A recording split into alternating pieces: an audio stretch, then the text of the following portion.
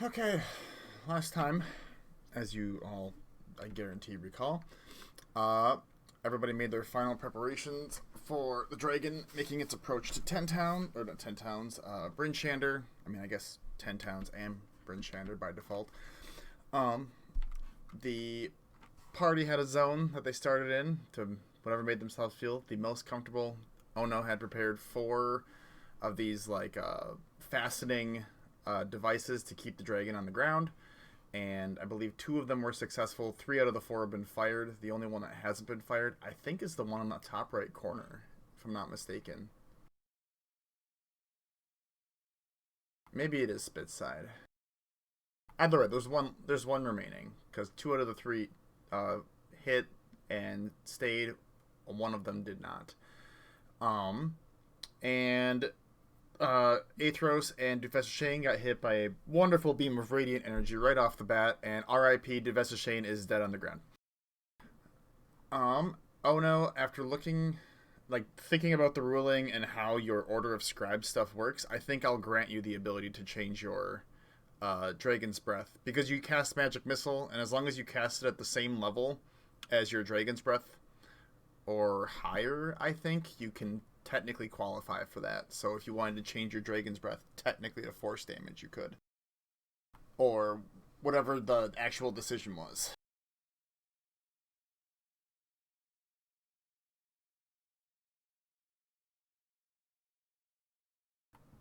Okay. For future references, then, that would be.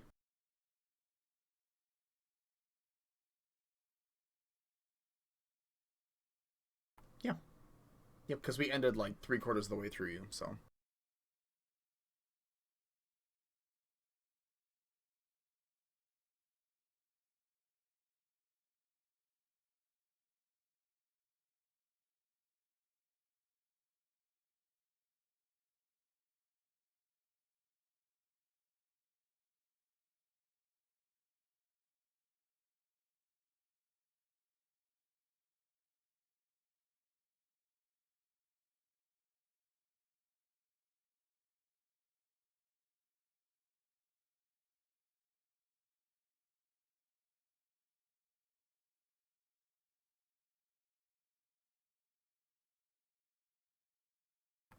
Okay.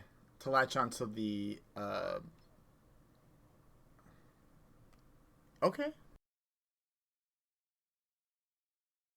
I was like, how much HP does Gebetto have? And I'm like, oh, he has 7. He'll be okay.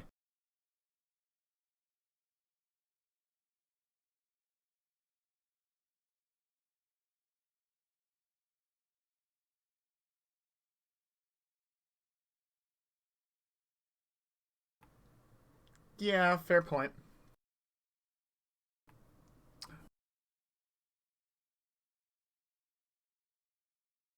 Okay, fair.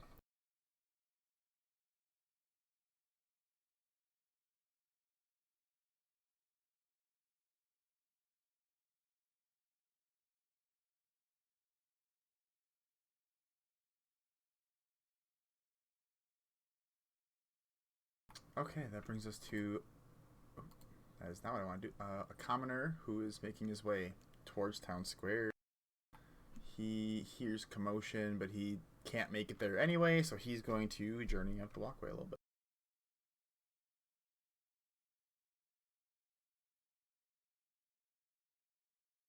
Alright, that'll be his turn. Brings us to the sheriff. Sheriff is, after seeing what that thing can do up close to personal, is going to start off by taking things from a distance. And he's going to fire off a shot with his heavy crossbow.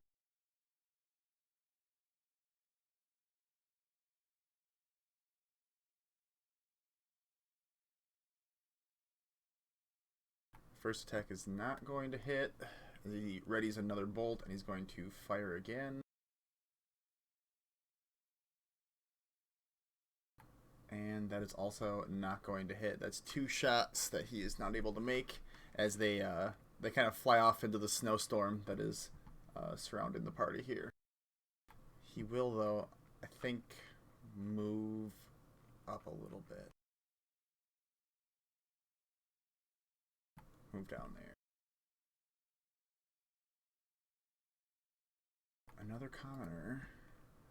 Seeing the light shining off of Athros and the dragon going to town on the people near the town square, that commoner is going to turn tail and run out of sight. And he's going to essentially go prone, trying to minimize his position and damage that could come his way. Alright, Copper is currently riding on top of Big Tune. Okay, what does he got?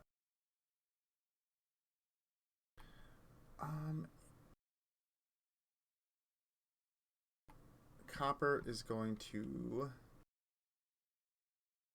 He's got some spell slots, but he also knows he needs to be able to heal. I think he's going to just attack with Sacred Flame.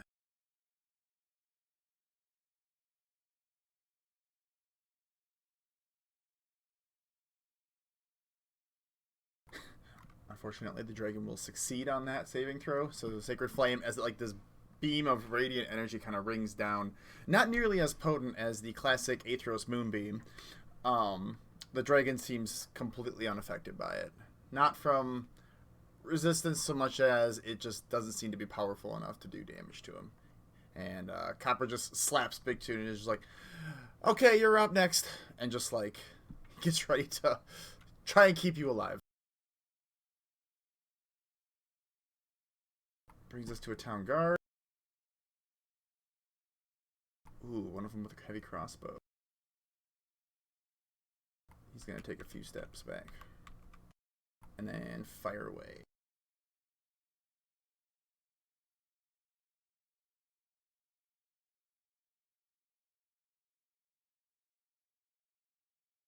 First attack's going to miss.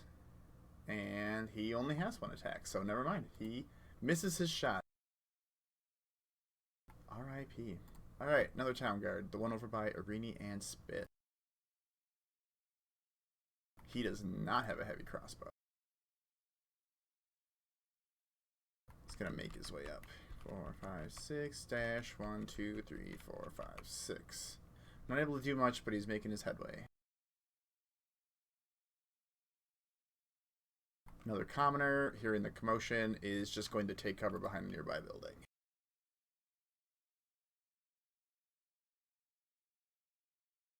Alright, Scramsax's turn. Scramsax is going to move closer and take a couple shots with his heavy crossbow.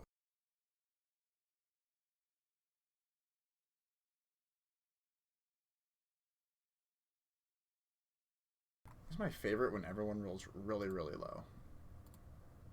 Not really, but also no one I think has rolled higher than like an 11 so far who's attacking. I'm just like, why is the dice against them today? But whatever. Oh, I know it's going to be horrible and amazing. I greatly look forward to it. As we're reaching the bottom of the round, oh my god. Town guard hearing the commotion is going to make his way forward.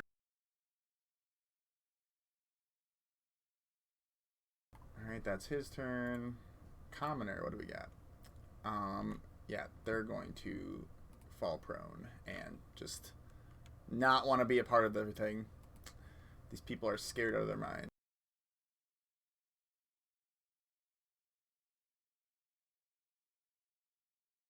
Commoner, taking cover.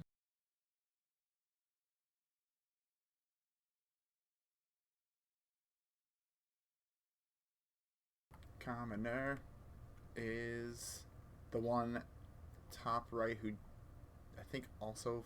No, he is the one who was signaled to fire immediately, so that would be... it's his turn now. He's going to look to... Who's there? It's Matra, the Clockwork Defender, and Tilly and a guard. And he's like, I did my job. I'm going to get out of here. And he just, like, takes off into an alleyway. It was a commoner who fired the ballista last time at the beginning of combat. Yee. He's a great guy. Self-preservation at its finest.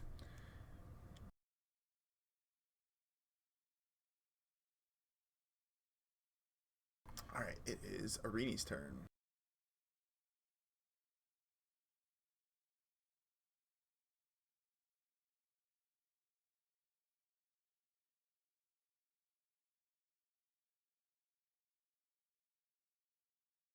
wasn't expecting this. She's going to immediately fire off her beam of laser energy.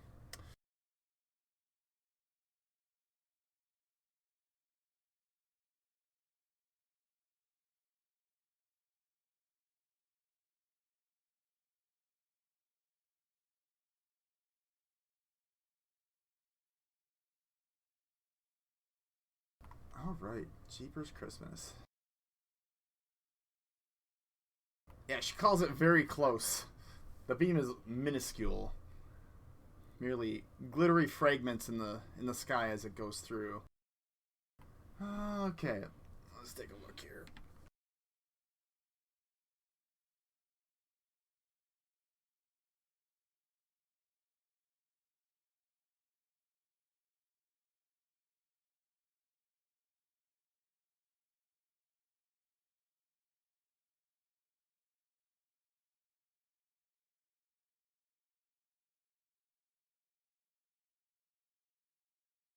Oh wait, it's a saving throw. Never mind, it is not an attack.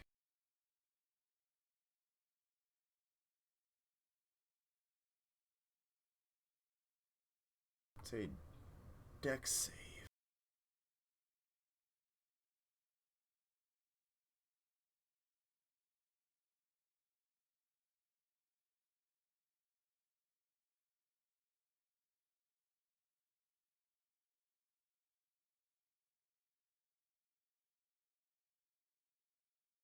Oh, that's right. This is an all or nothing.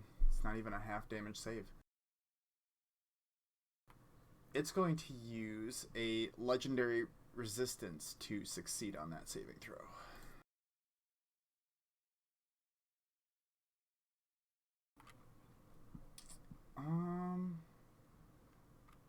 Yep, it's going to do that. As Irini fires off her beam, you see the dragon seems to almost counter with a small breath of its own, and the beam itself, while making some purchase on the side of its armor, you see it. The trajectory of it seems to be altered a little bit, and it crashes into the town hall building that is behind the dragon itself.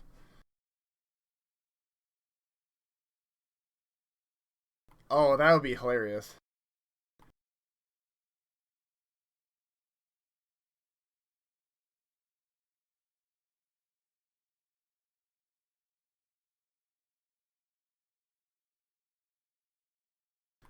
Just 1 year from retirement. Alright. Red squares that we eventually see on the map here are tied to damage to certain areas. So, for example, the red square that is on the town square is the building now on fire. And the residual of the beam.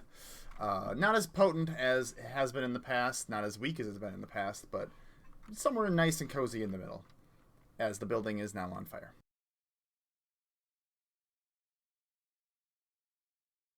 Alright, Pete.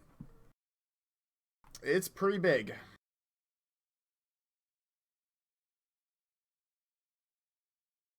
Yeah, let's go with that. I think Irini would look at Spit and look back at the dragon, and she's going to make her way forward, actually.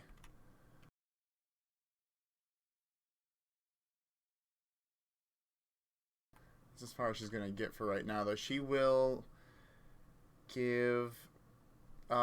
she gave Bardic Inspiration to someone last time. Do you remember who it was? Was it Bictoon? Did you spend it already? Alright. All right. Well, she will play some form of a heavy lute tune and inspire you once again. Oh wait, I see. Never mind. You're inspired. You're good. I think you did use it last time. So, inspiration on Big Tune.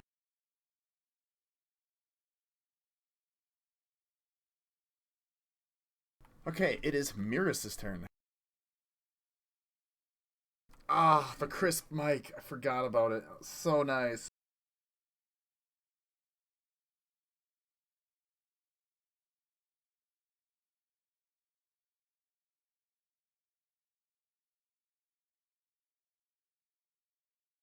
This is this is amazing. Anyway, what we think of Miris?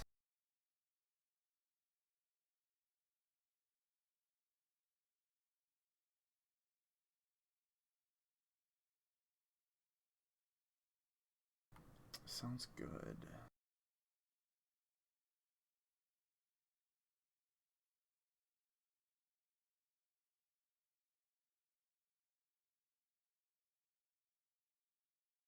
Okay, perfect. So you cast out this malicious wave of magical energy, and you see that it does still envelop itself around the dragon. Um, Once again, when you make your attacks, you can add 1d6 necrotic damage. So you're all good to go. That'll bring us to the Clockwork Defender, who I think is honestly, since he cannot get up close and personal, and his objective is to protect Tilly, I think he's going to ready an action in case the dragon somehow makes its way over there. So he's going to remain in a standby position.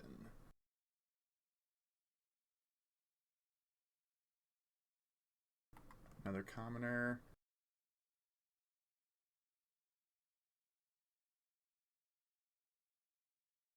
Taking cover.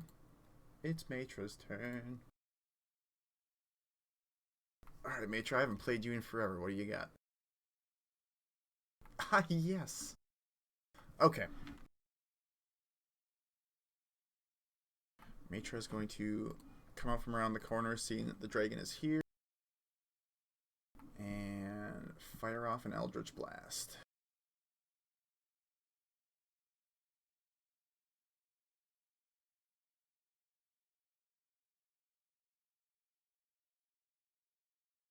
It's going to hit for once. For once, someone rolls higher than a 10. So, good on you, Matra. What do we do for damage? A whopping 3. That's still not bad considering.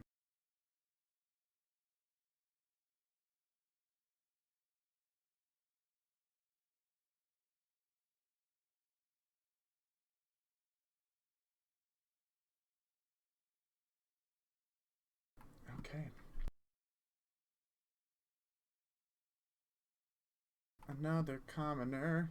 It's gonna literally see Ebrin, who like attacked with the ballista launcher, and see that this thing is in the middle of the town and make his way out of there.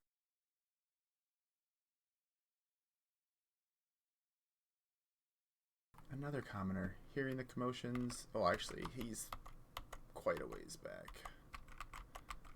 Not yet. He's going to make his way forward. But that was the last guy. We are now on round 2. Kneat. Back in action. Alright, Kneat, what do we got? Something good.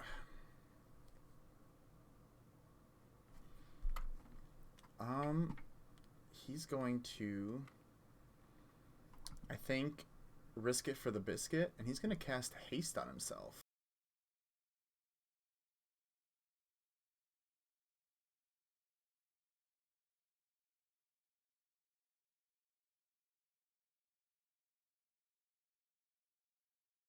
And then he's going to switch to his sword.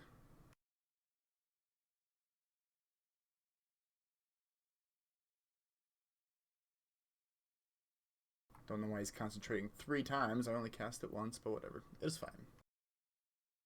He's going to make one attack with his rapier.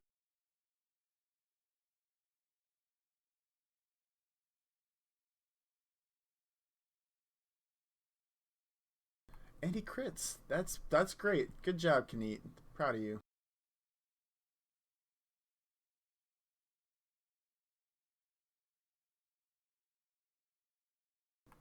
Ooh, good on him. That doesn't feel right though.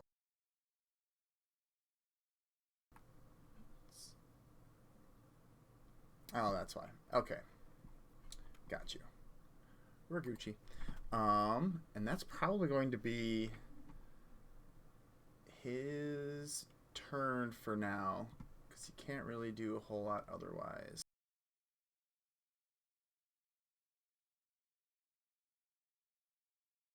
Just had to fix something. Okay. Good job, Kneat. Duvessa is dead. It is Aethros' turn.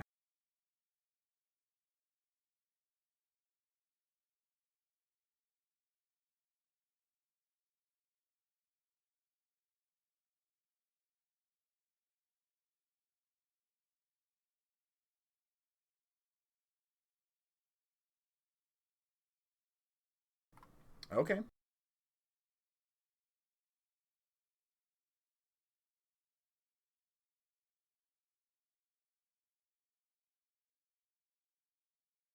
The dragon does succeed on that saving throw.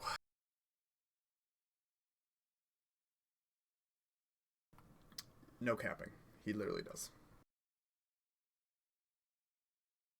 As you send out this wave of glittering, shimmering, like purple energy, you watch as the charlatan that kind of encases the dragon itself seems to shake off the glowing effect, and it kind of dissipates up into the air.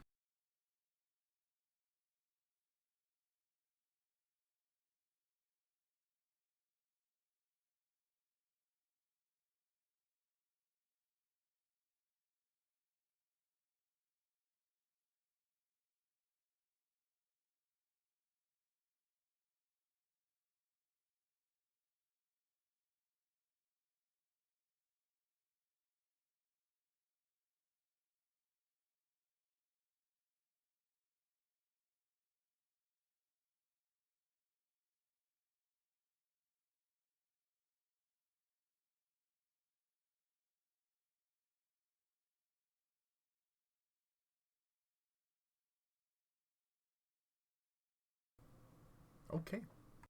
Anything else on your turn?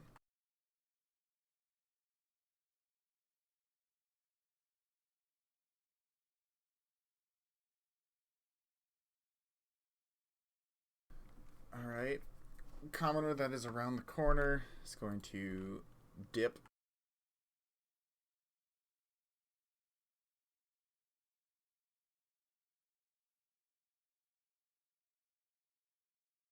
And that brings it to the dragon's turn.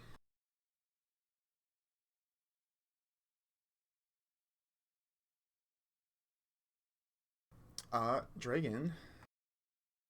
Oh, shoot. I didn't do the end of the round stuff. Hot second.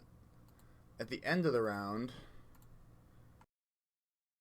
you would hear a shot get fired off from somewhere near the edge of the city.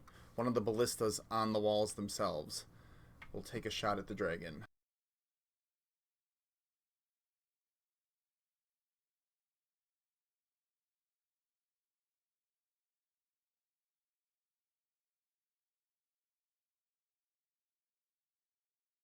I have to have an actor have the item. And it doesn't matter. I know how much damage it does.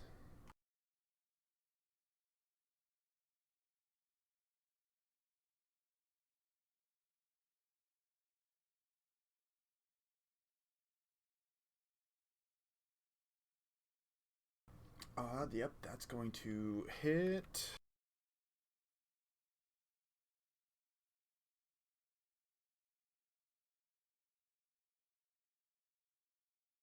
Okay.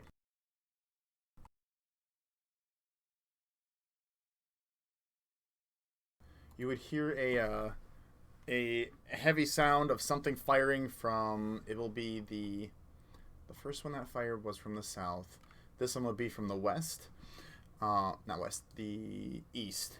As out of like very quickly and seemingly within a matter of seconds, a large ballista bolt kind of flies through and hits the dragon for a chunk of damage, and you see like a small like portion of one of its metal plates begin to like cave inward as the bolt itself doesn't like stick to the creature, but it does fall to the ground, but it indents one of the back plates of the dragon quite a bit.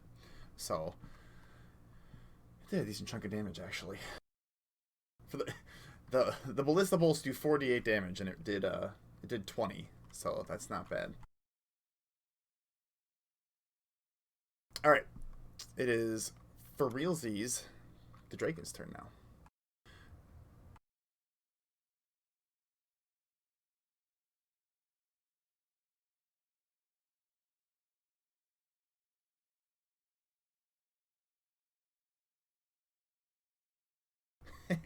Nice.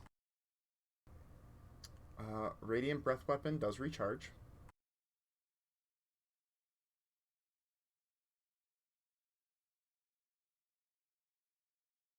But it's going to be...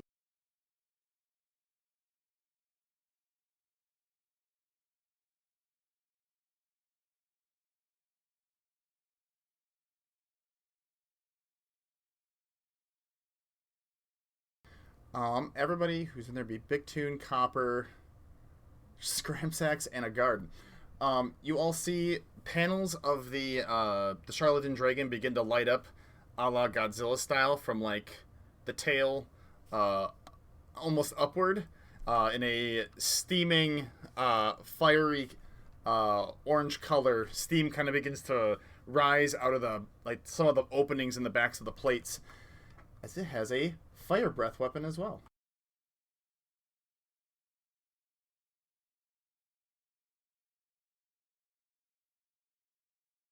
Oh lord.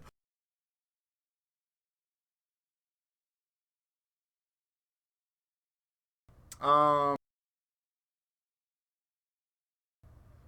So it's a reverse critical on a fail for saving throws. So you have to roll a nat 1 to for it to be a crit for spell saves. So Bigtoon, you actually take 64 damage.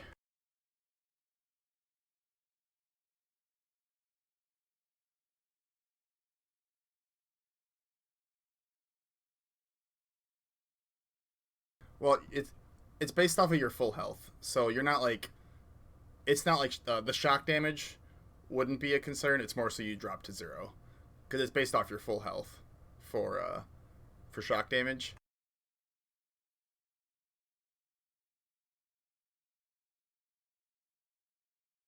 You're at 0. You're not dead. I'm not saying that to go easy. I'm just saying you're not dead. Thus it is ruled. As it lets out this mighty blast of energy. I would say, unfortunately, anybody not caught in the blast, so I think Ono and like Athros, you would see Copper gets charred to an absolute crisp, as Copper also crit failed. So he falls to the ground, a small lump of previous gnome.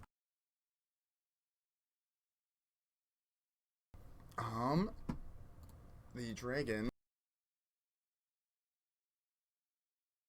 will then try to take off and disappear. However, he is 2 bolts stuck to him.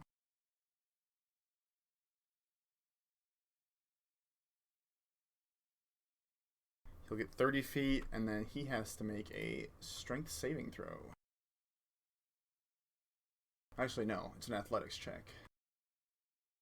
Which, FYI, he does not have proficiency in. You'd figure he would.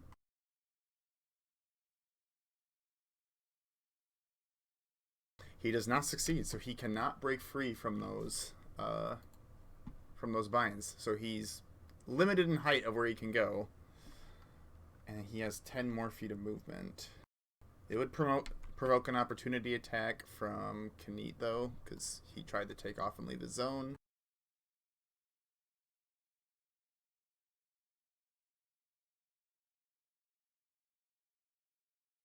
But he's not going to hit. And he has 10 feet of movement. Not Knut. Wrong person.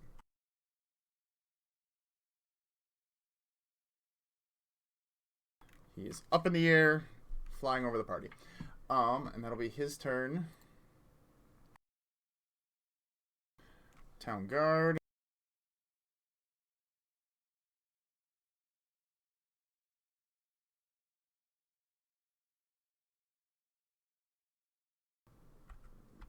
Three, four, five, six. Dash 1, 2, 3, 4, 5, 6. Bitoon, roll a death saving throw for me.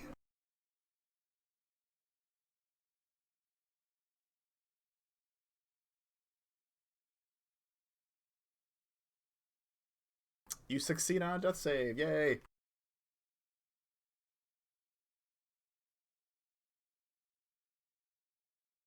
Commoner, where are you, bro? He's gonna stay where he's at, and he's gonna fall prone.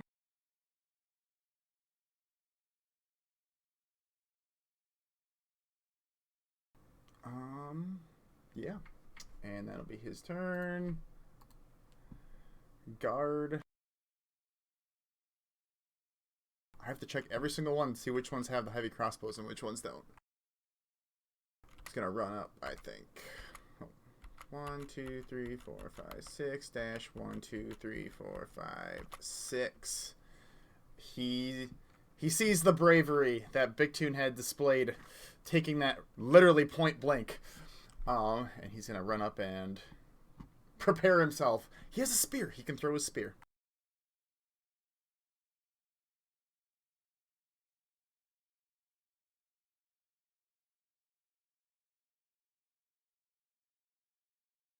It does hit. Go you, guard.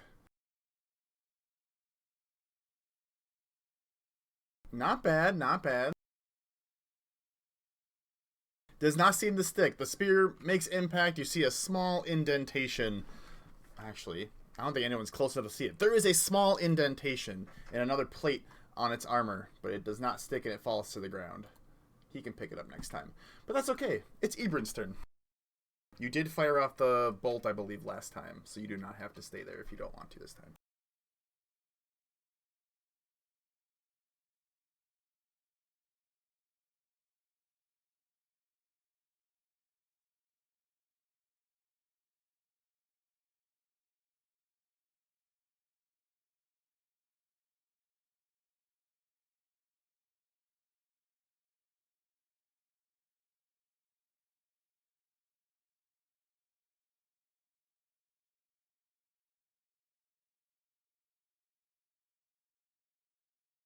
The guard's not flanking. The guy's 30 feet up in the air. So no. However, if you stay there, you could use steady aim to give yourself advantage.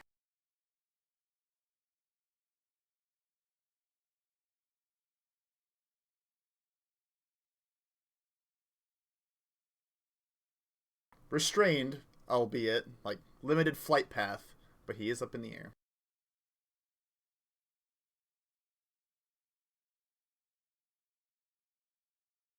Hey, there you go.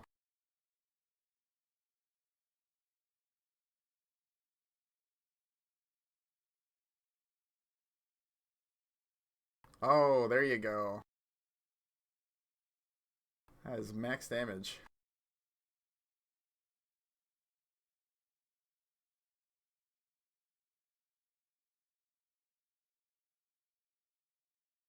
Not me looking up the sneak attack requirements.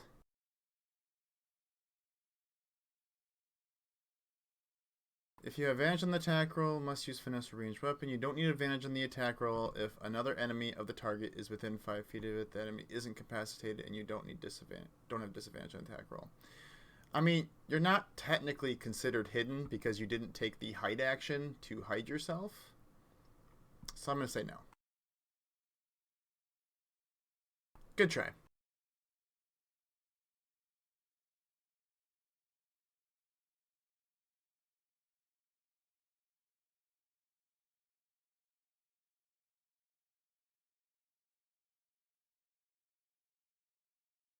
Your second attack is not going to hit. You do see that your psychic damage seems to take full effect, though.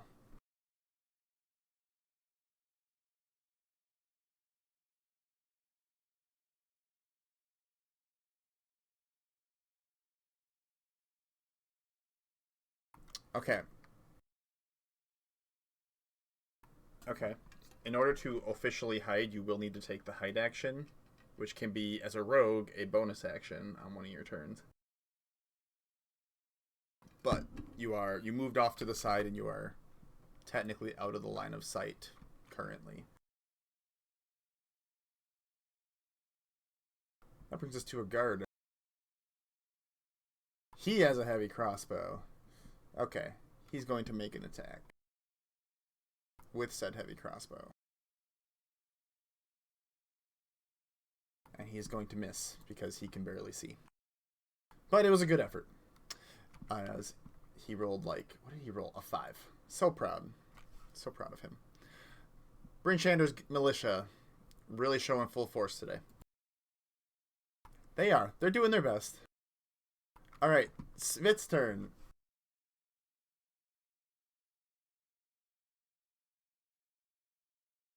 Does Spit have it on his person? Just so that way I don't have to move things. Yes, he does. Okay, Spit has heard you because you used Geppetto to communicate. To fire when ready. He is going to fire the last grapple cannon.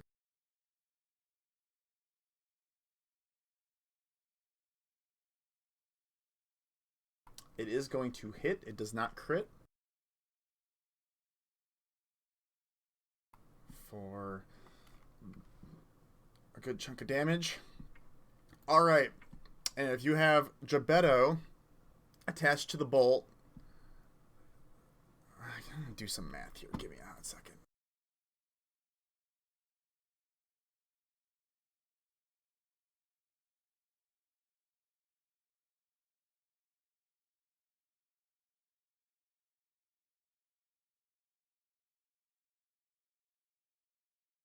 Okay. So he's going to make a dexterity saving throw with advantage because of the dodge action.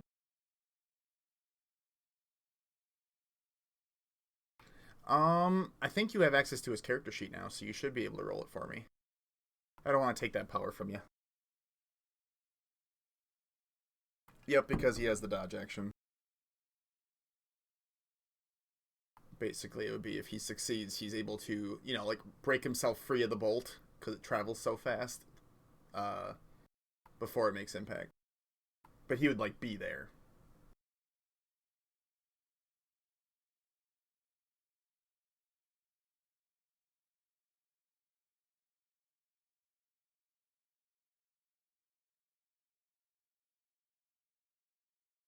He will succeed.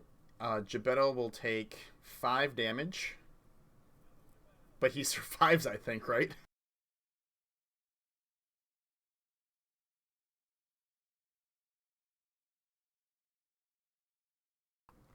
Alright. The dragon has to make a strength save.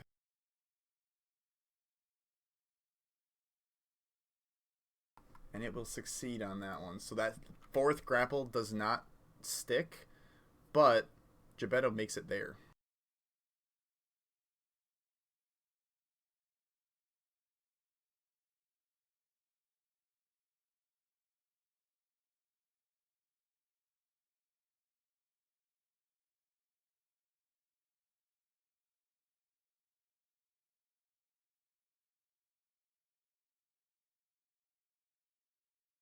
I'm just moving him up there. Okay. Geppetto, I'm not sure what your plan is, but Geppetto is there. So, Spit, does he does not have multi-attack yet, I don't think.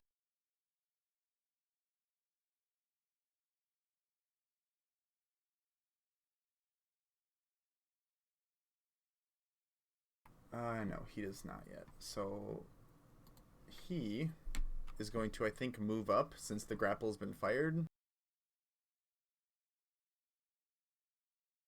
Actually, no, he'd be right next to Arini. And that'll be Spit's turn. As he, like, just runs up, yelling in the face, "Spit, you good!"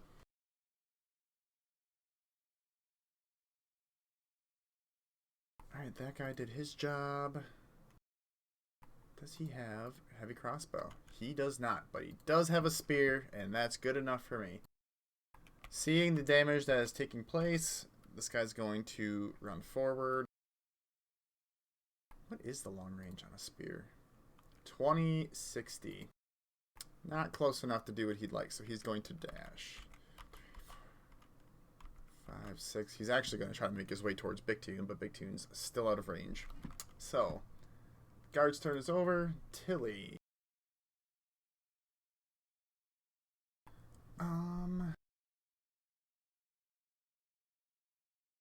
What has she got that she can do? Oh, that's easy. That's a good idea. What is the range? 30 feet.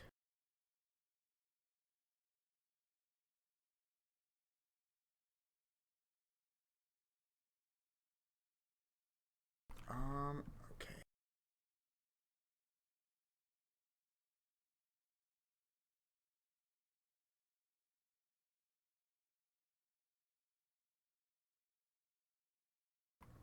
Okay. She's going to do... Oh, wait, no, I can't do both of them at the same time.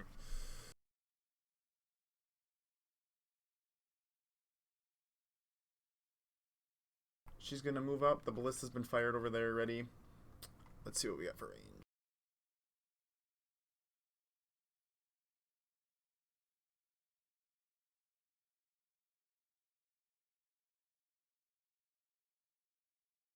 She really cannot do much right now.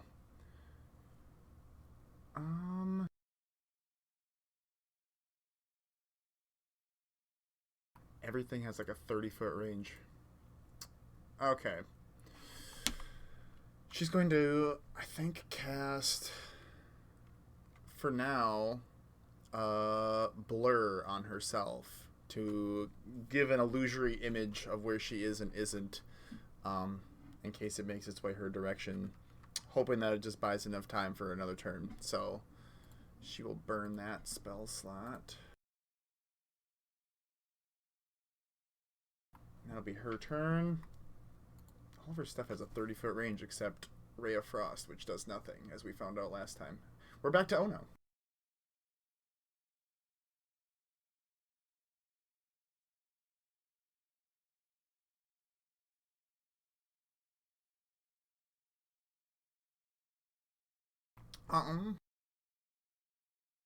Location-wise, you are...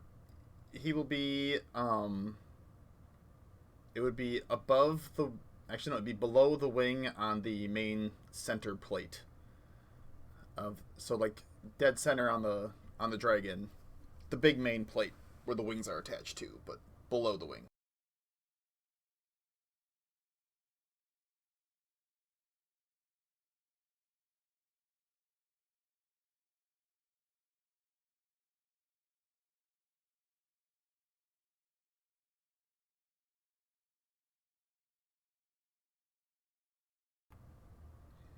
Okay.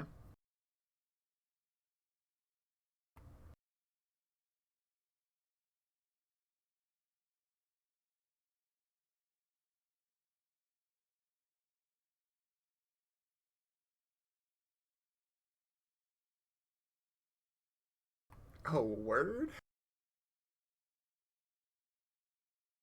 I believe your ability too specifies that friendlies. I don't think. I think it's hostiles have to make a save. Friendlies don't.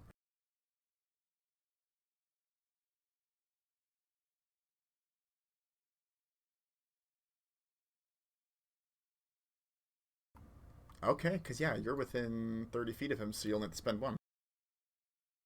Okay. You and Gebetto, you focus your energy on Gebetto, and with a singular pluck, almost as if manipulating a harp, You resonate your arcane energy with Gebetto's location, and yeah, the two of you are able to swap locations.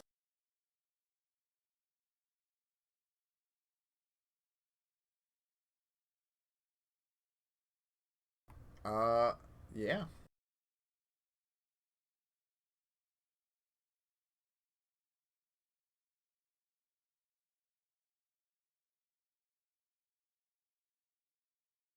Sorry.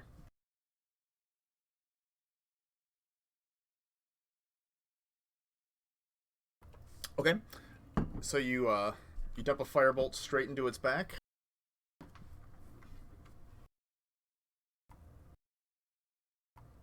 Go ahead and yep, make your attack.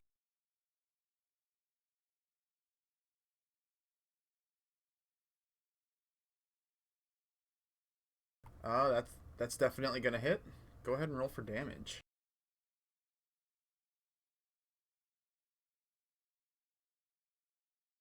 Oh snap. Okay.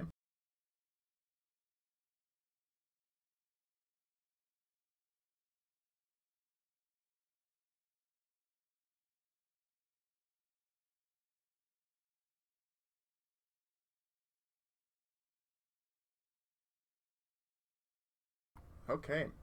As you uh as you fire that bolt of magic energy in between two of its plates, um, you see that the damage that it does seems to be, while still not as powerful as what you would have liked, it seems to do more than what it did the first time you tried uh, earlier this combat.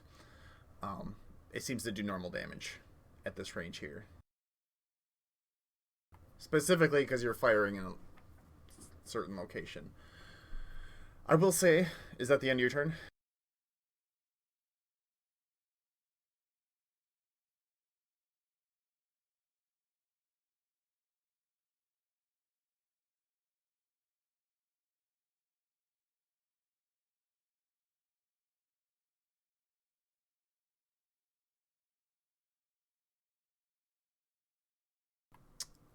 All right. So it'll be beginning of your next turn. You're gonna have to make an athletics check for me since you're hanging on. So, okay. Commoner's turn. This guy can literally see the dragon, and because of the light from Athros, uh, and doesn't want anything to do with that. He's going to find his way to cover, and bring himself down. He was trained for this.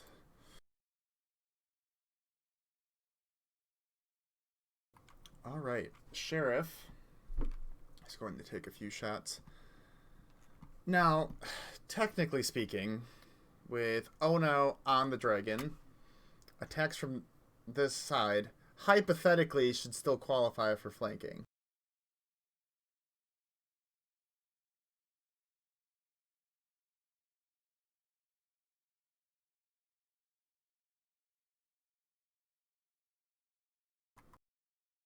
I do believe that is accurate.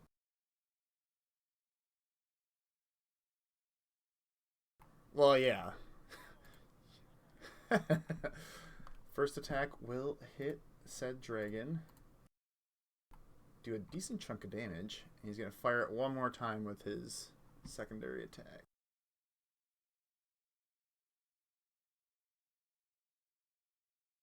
That will hit 2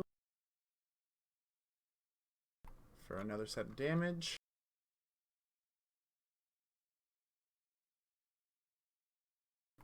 Alright. Sheriff is going to move up close.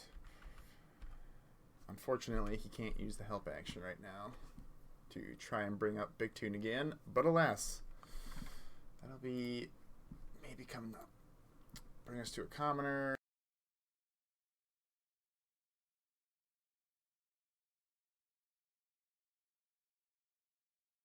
Alright, commoner's turn is done. Copper is dead. A guard is dead. Another guard.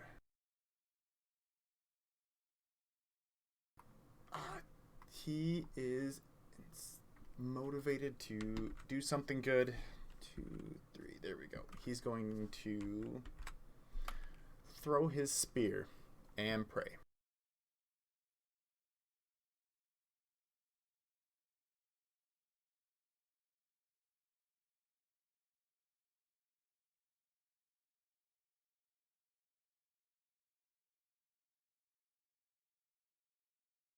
Ooh, that's gonna hit. The boys, the dice are finally starting to roll with people.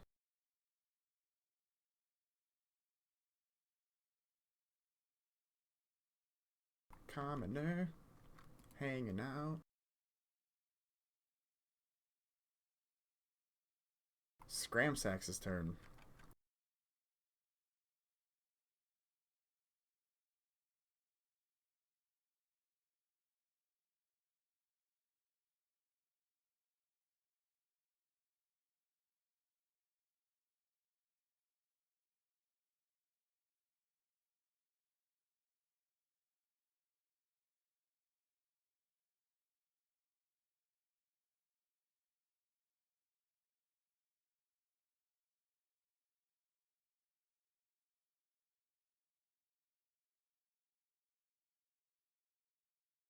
Alright, Scramsax fires off 2 shots from his heavy crossbow, and they both hit because having Ono there, and blah blah blah.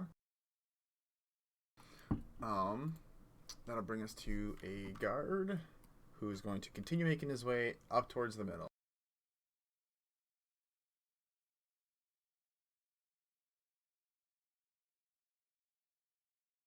Alright, that guard's making his way.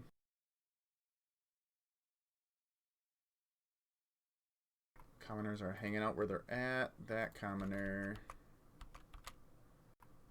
is going to just pretend that... Wait, no. He's going to start there. 1, 2, 3, 4, 5, 6. That's going to be his turn. Irini's turn. What do we got? Spellbook.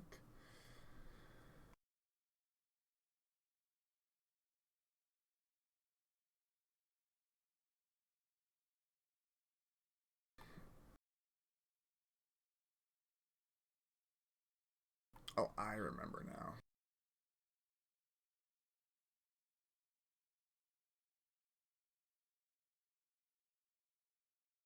So, this is a time where she would probably cast Heat Metal, but she knows that Ono is on the dragon right now.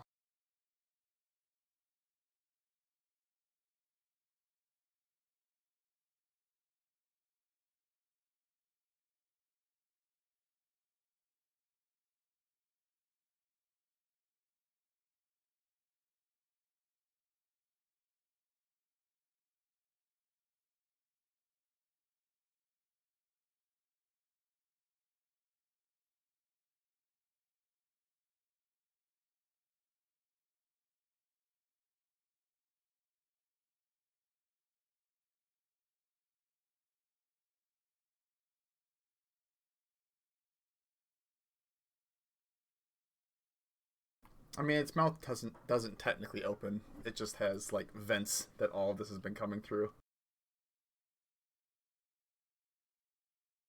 So, great idea, but yeah, I think she's still gonna do it. It'd be probably aiming for the head, which should be good.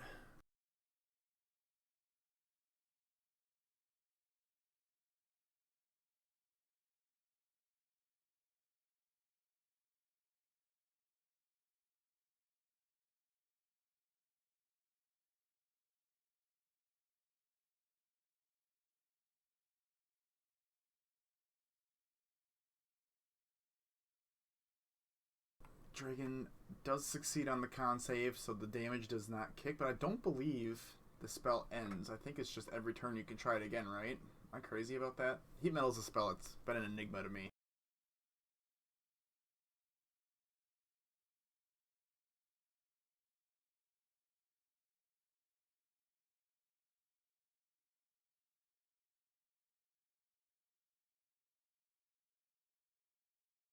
Okay, well, first turn it's free damage, and every turn after that it has to make a con save.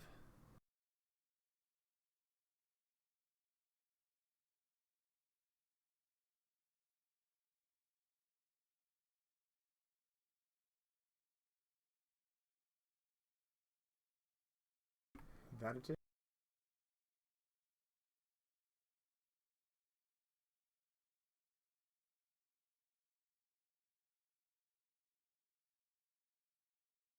Okay.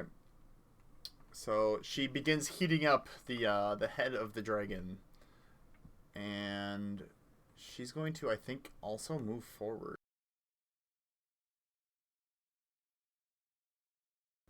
and inspire. Oh no,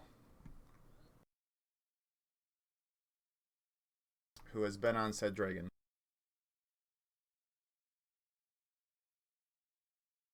It is Miris's turn.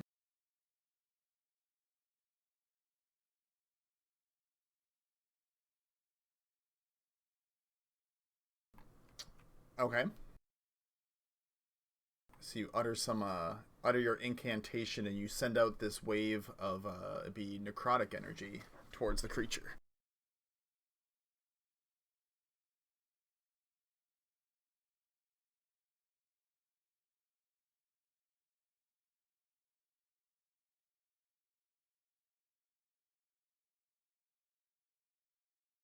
That is gonna hit. Go ahead and roll for damage, and then you can add your hex damage too.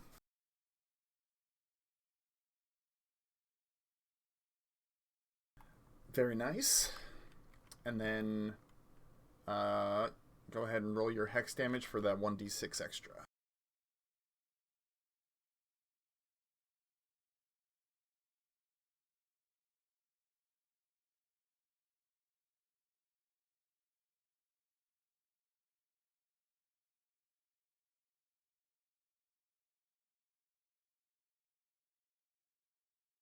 You love to see it.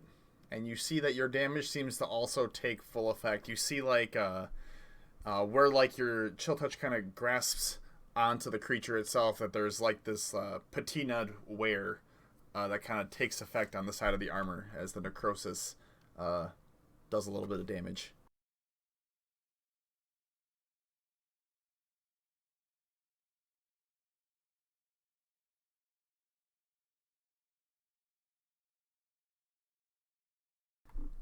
Okay.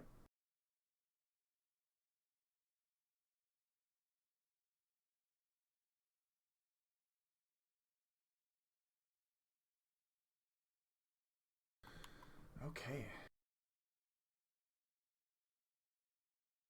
Clockwork Defender, seeing Tilly move up, is also going to move up.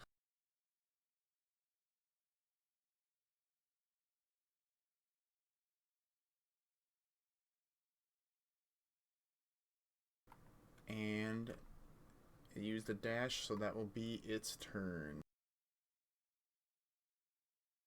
Commoner's going to hang out. It is Matra's turn.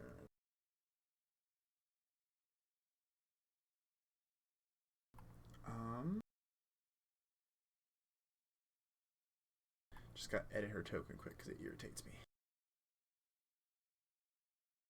Okay, I feel better now. She is going to fire off an Eldritch Blast because that's the thing she do.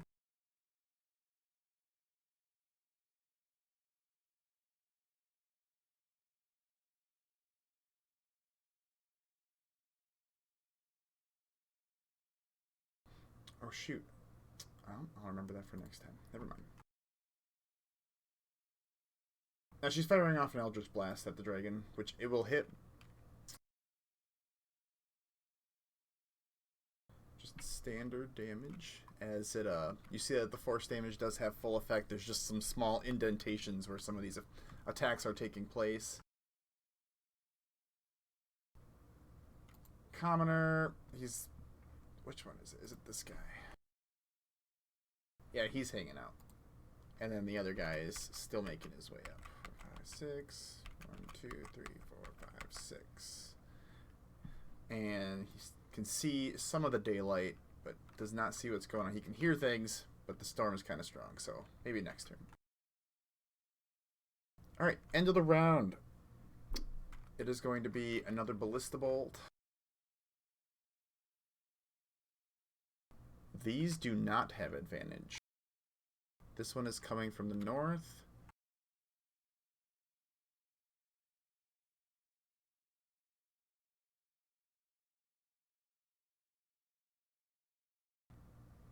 Oh, wait.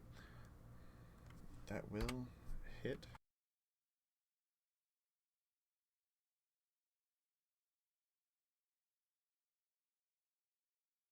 Oh, you'd love to see it.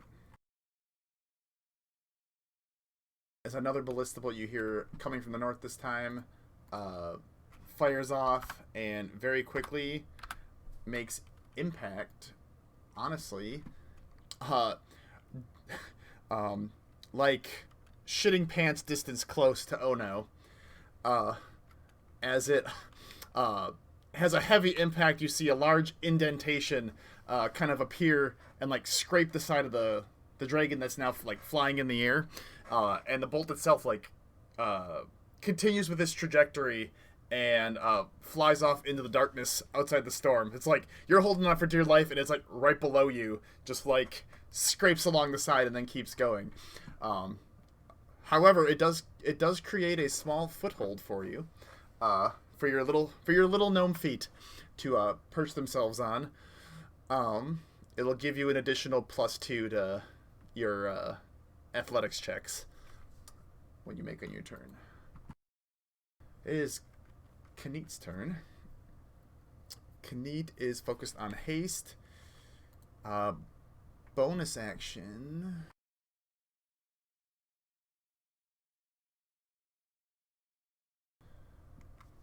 Ooh, yeah. Bonus action. He is going to.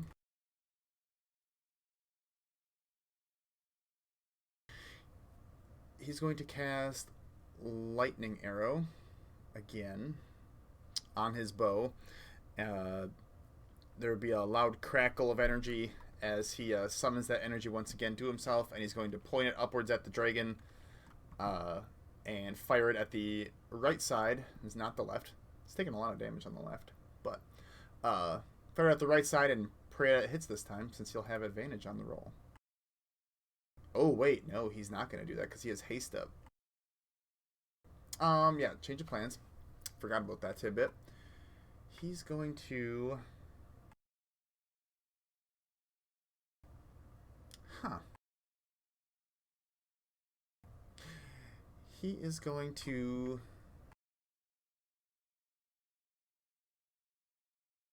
Cry. I'm kidding. He's going to Misty Step up close to the dragon.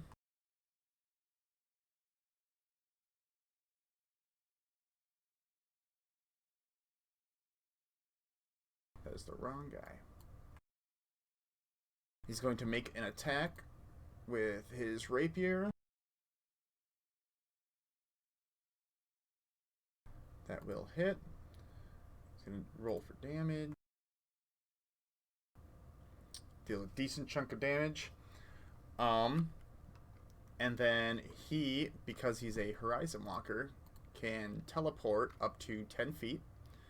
He's going to maintain his height, just move laterally a little bit farther up, and make a second attack against the dragon.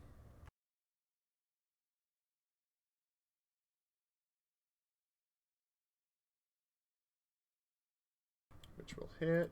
Going for damage.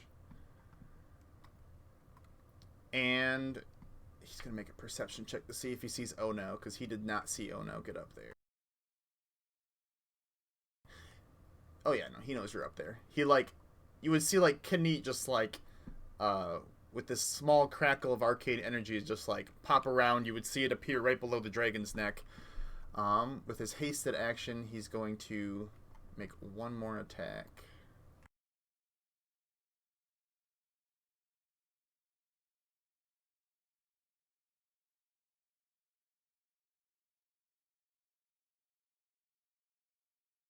For an additional 10. Okay.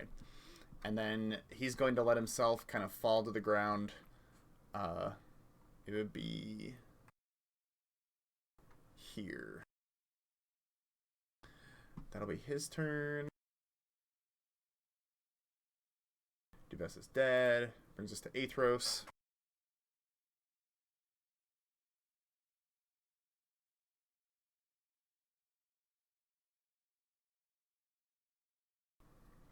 Okay.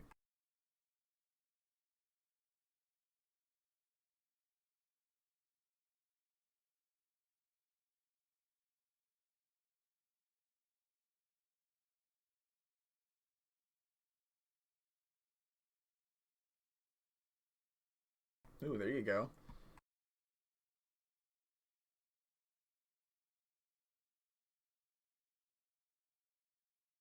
You yeah, you Big Tune, as you're laying there, your body, like you feel the darkness kind of uh inching its way closer, though.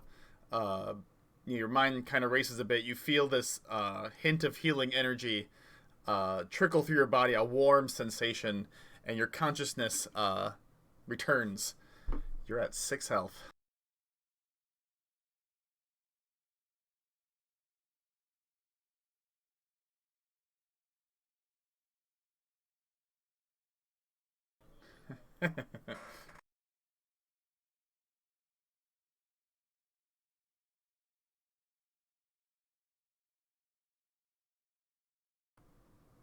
Okay.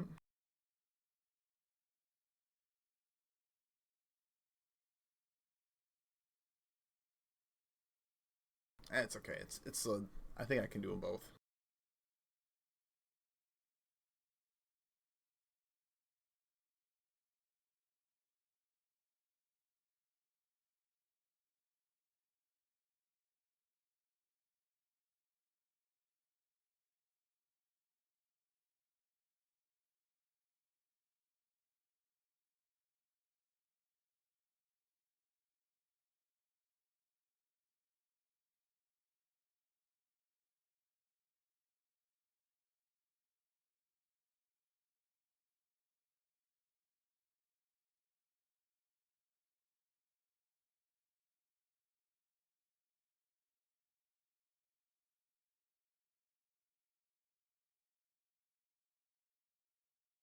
That is not big enough.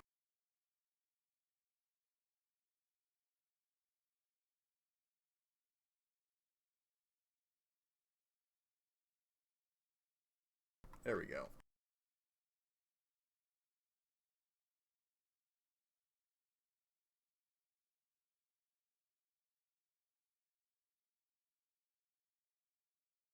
Okay. Commoners hanging out. Charlotte and Dragon's turn.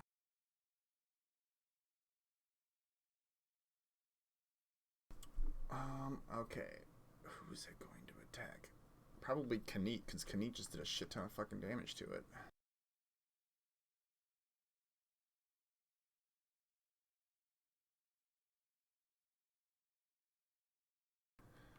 Um, Actually, no. It's going to, while it's up in the air, it's going to try to flee. Not like leave, but it's going to try to disappear out of sight.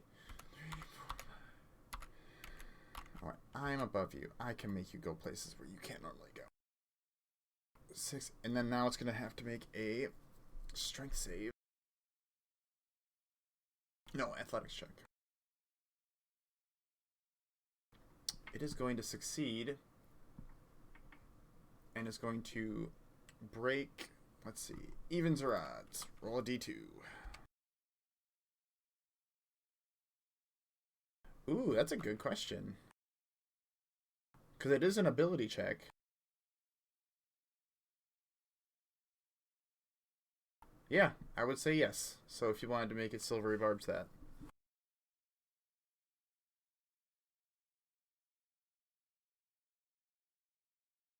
It rolled even better that time. So,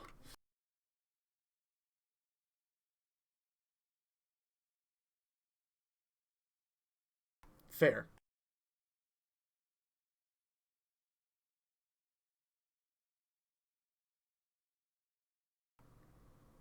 Okay. Can you see Ebrin?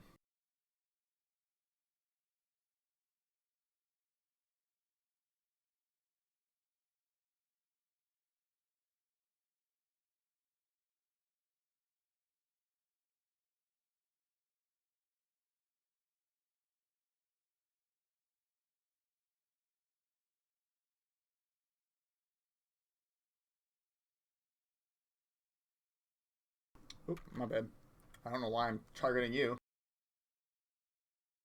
I would say that yes, technically Ono would be in your line of sight right now if you wanted to give it to him.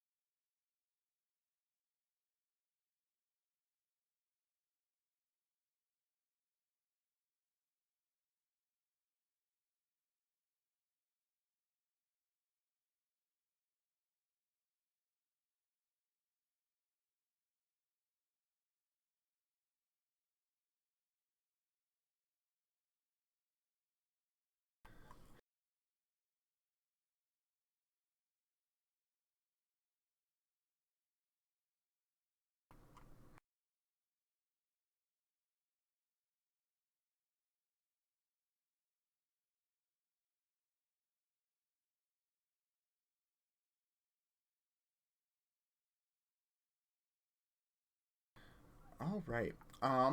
So it broke the I did evens and odds. It broke the one that Ebron fired. So now it has range of movement on the right side. It cannot go as far on the left. So it is time for it to keep going. 30 feet.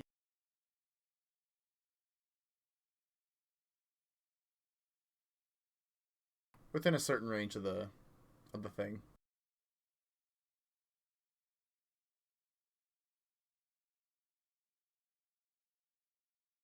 The one that Spitfire did not take. It he did damage and it got Gebetto there, but he rolled high enough on his save that it did not stick. All right, Dragon is going to.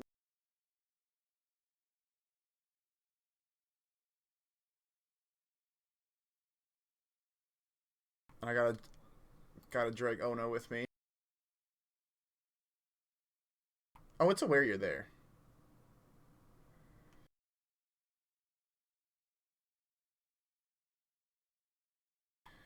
It can tell that there is some weight, as little as you are, that there is more weight than what there should be on it.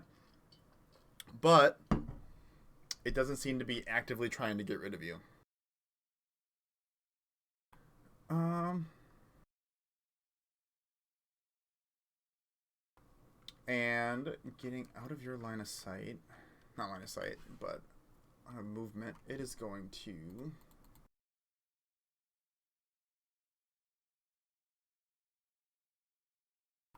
Oh, I have a range on that one. It's going to attack this commoner down here by knocking some debris down onto the commoner as it crash lands onto the building.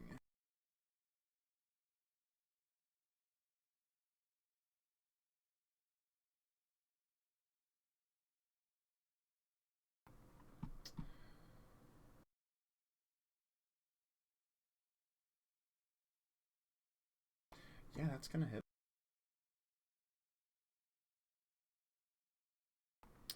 That commoner's dead. R.I.P. Um, and let's see, what do we got? Ooh, I haven't been using a fancy feature of it. As a feature I've totally been ignoring this entire time. We'll find out. We'll find out what that does next time on blah blah blah. But that's gonna be its turn. Its fire breath weapon does not recharge this turn, but it's gonna hang out over there. So you guys would see the dragon. It's you see it snap off one of the binds that was holding it down, and it takes off somewhere else in town. Oh no, you hang on for dear life as it takes you with it.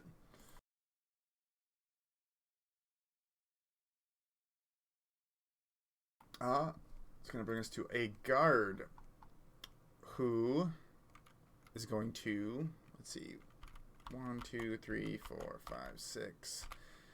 1, he's in the dash, and he's going to, Big Tune, just like whether or not you want it, he's going to make you drink a healing potion.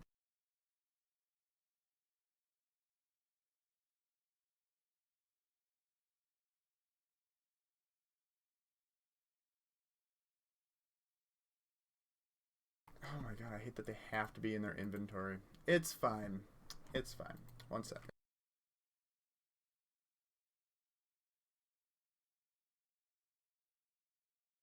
You he you you heal an additional 7 HP.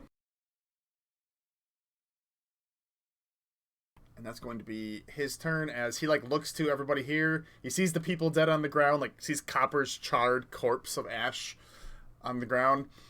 He's just like, where'd it go? As it's your turn, Big Tune.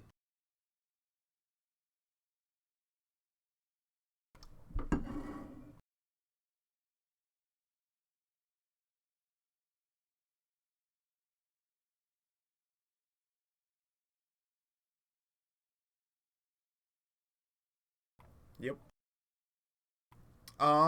The building to your left would be singular story, so you'd be looking at probably like it'd be I would say a total to get to the top, you'd be looking at probably uh 12 feet.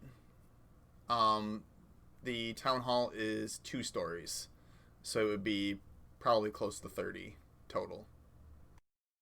To get to like the top of the roof, but yeah. You need at least 25 to be able to get onto like the shinglings on that one.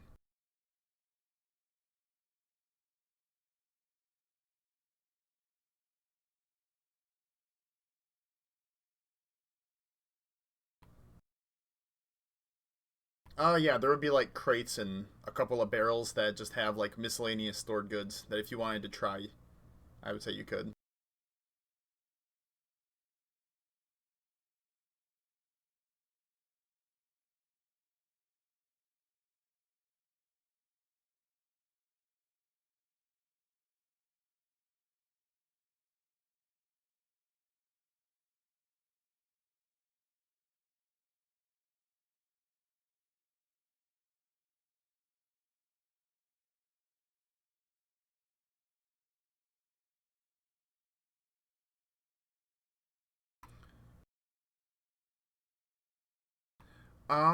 I would say, I mean, you could latch onto the like side. I mean, you could latch onto the side of the building, and it would pull you up to that point if you succeed, and you would just have to make another check to climb the rest of the way up.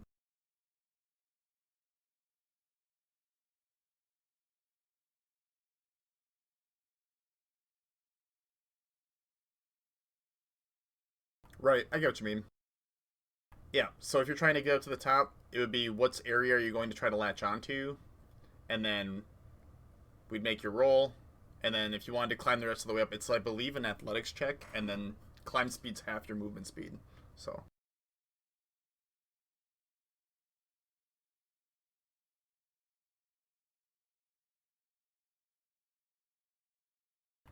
okay, what?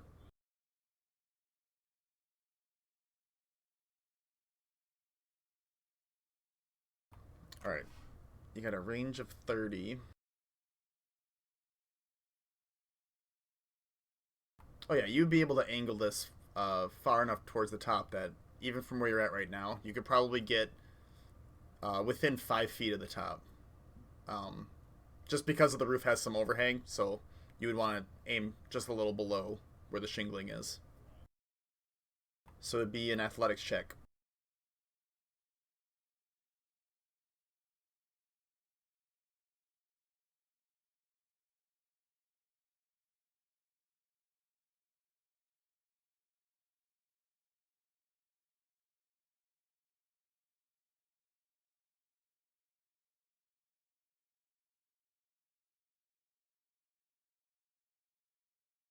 Ooh, so after drinking,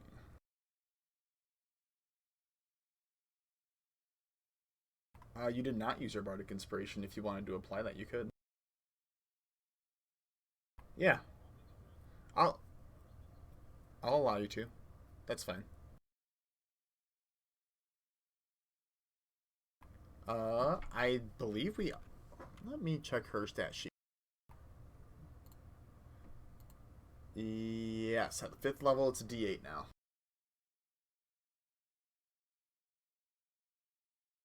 There you go, a 16. That'll do it. Um. Okay. So you pull yourself. Where were you planning on trying to go with it? Just a rough idea.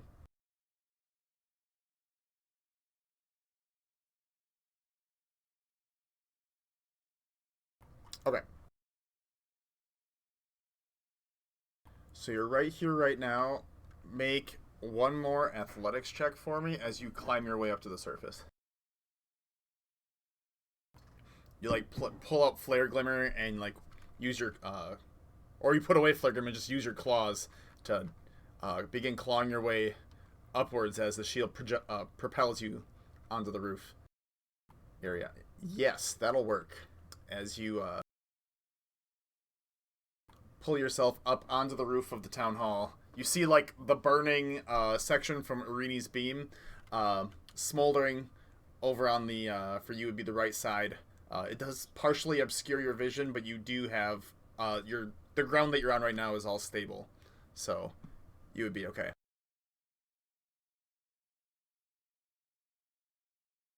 Um,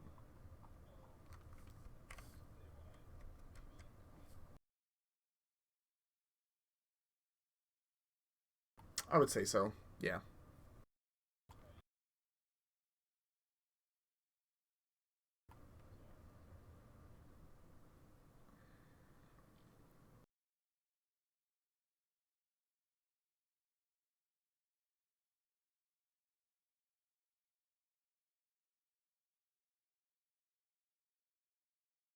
that is all burning, so you wouldn't be able to go straight right there. There's a big old hole in that part of the building. Red Square is a big. Red Square is a scary place. Oh, oh, it doesn't appear for you guys, or were you? Oh, okay. It's okay.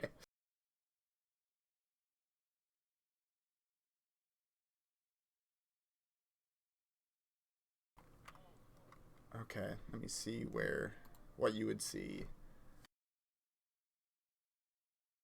The ping is where the dragon is. You can like see like its tail like whip around as there was a as it made some form of attack recently.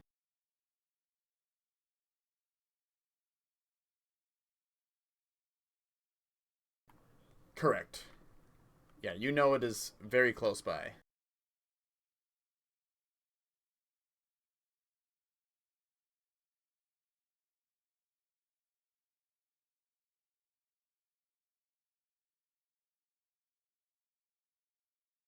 Okay. Is it going to require you to have a lock on for that one? If not, if it does, I'll roll it for you. Okay, perfect. Well, give it a shot.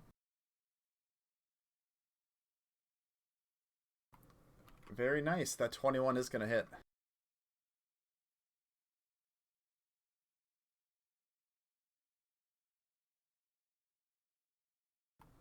All right.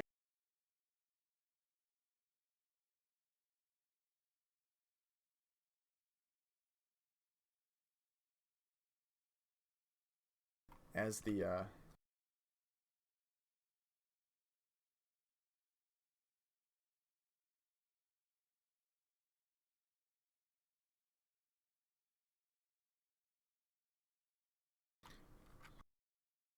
yeah, Athros's daylight does not seem to reach this specific area, so because it's behind a bunch of buildings, so that makes sense. But you do in fact do damage to the dragon with your firebolt. So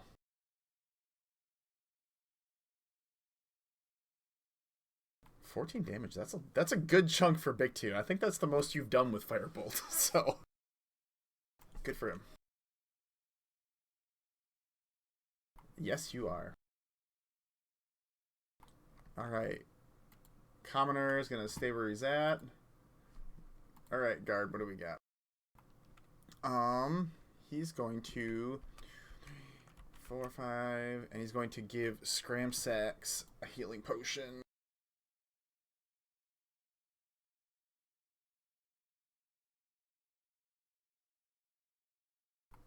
Give him a little bit of health.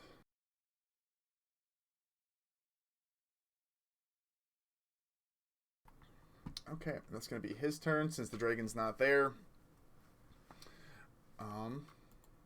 Bryn, it is your turn.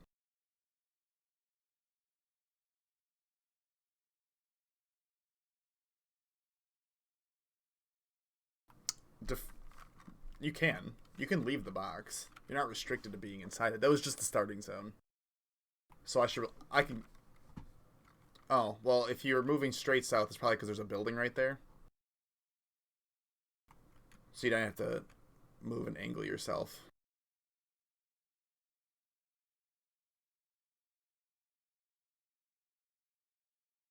Not me, not trying to get rid of that box right now.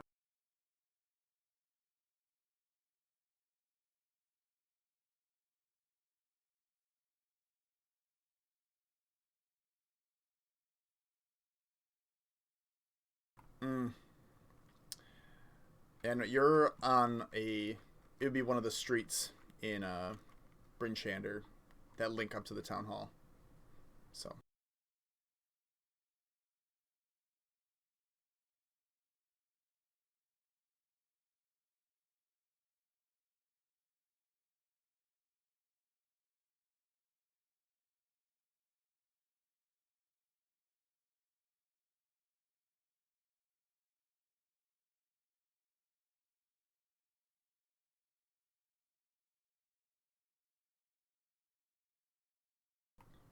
Okay. Okay. So you have a ready to action to attack when it appears again? Okay. Alright, make a stealth check for me.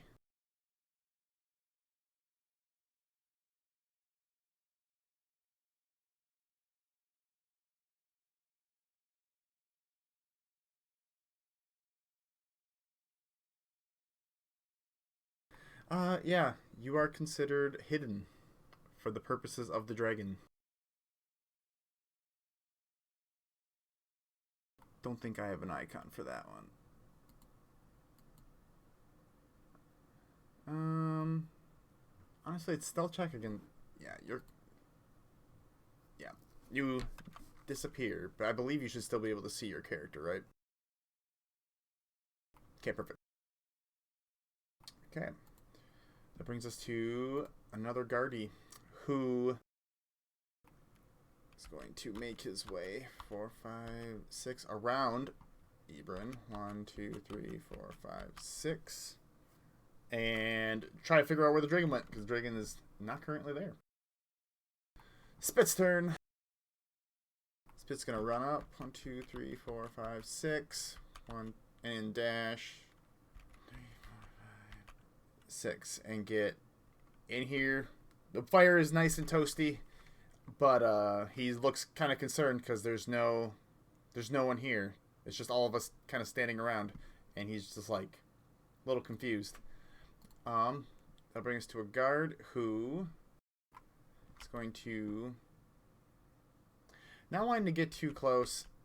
I think he's going to investigate Duvessa's dead body. And like keep an eye peeled for if the dragon reappears. That brings us to Tilly.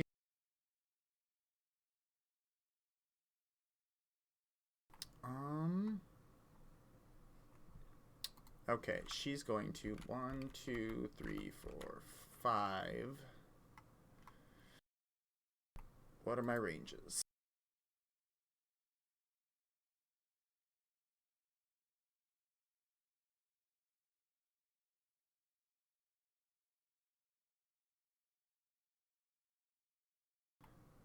Not really sure who seems to be the best people to give this to. She's going to drop Blur, utter an incantation, and cast Bless on probably the Sheriff, Kneat, Scramsax, and Athros. Just gonna target them.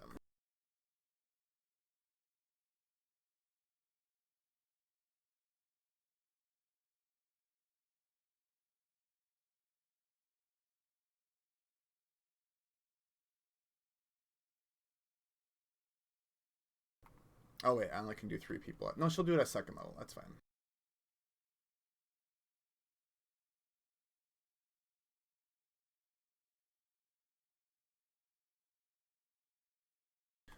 All right. So I've been trying to get Blessed to have a functional mechanic, and I don't. So whenever you make your rolls, it'll be an extra D4 that you can add for a situational bonus. Because heaven forbid, it works nicely.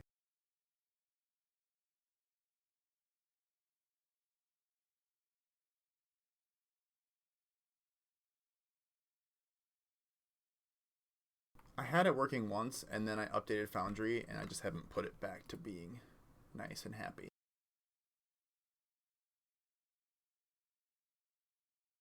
Okay. That'll be Tilly's turn. Oh no, it is your turn.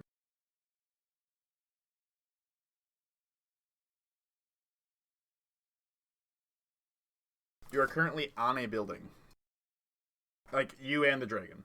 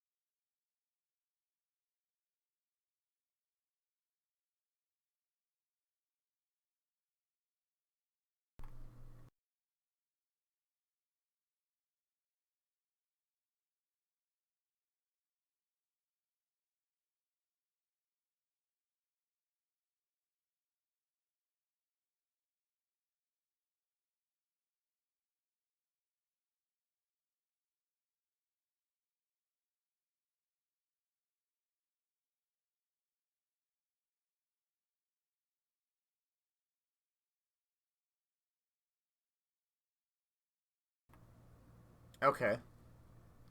Functionally, it still happens.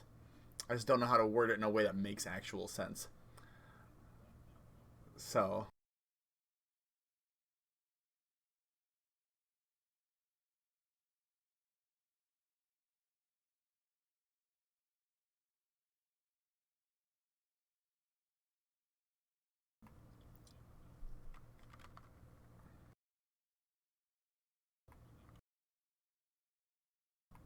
yeah, the light gets filtered out around the buildings.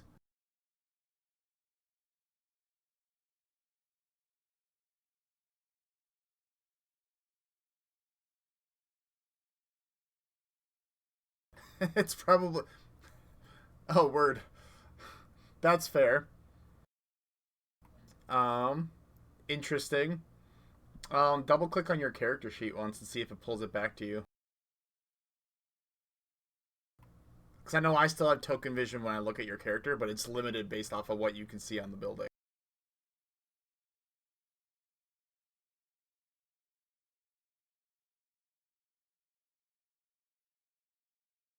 Oh, word.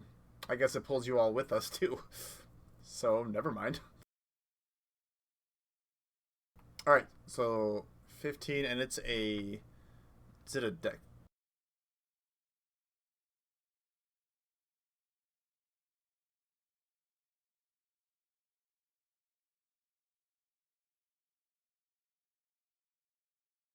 I would say it's at disadvantage.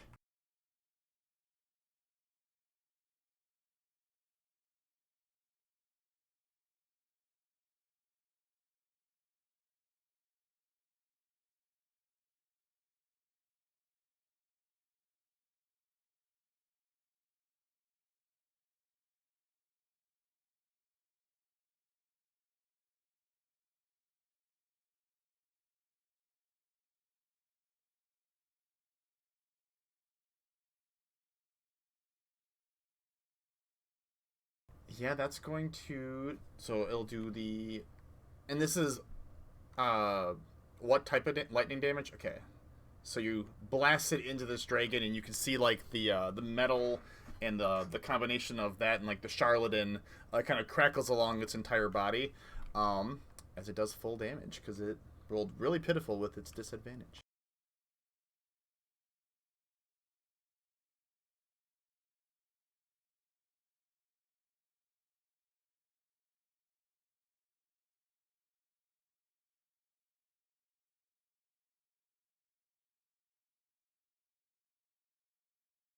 Yeah. Okay.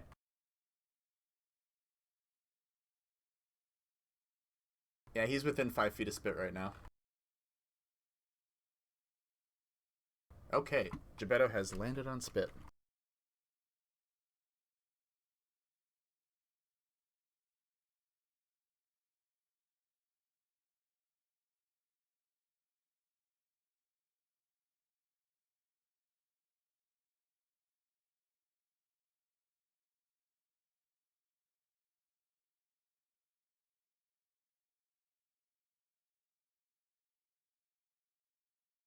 Sure.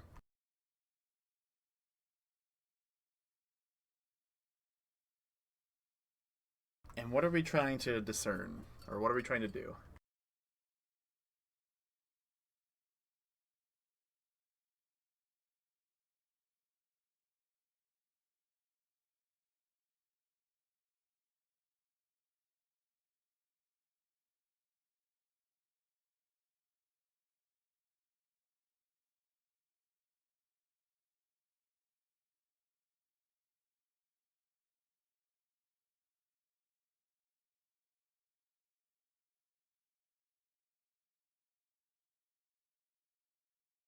Okay.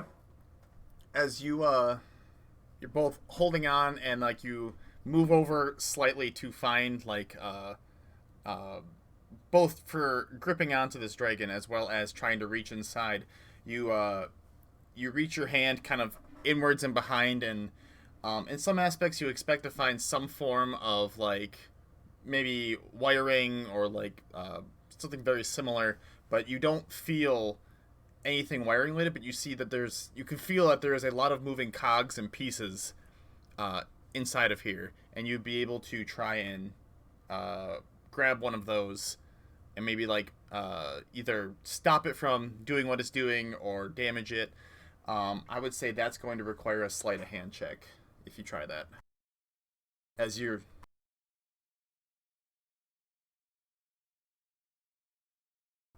I would say you could use it on this turn. That's fine.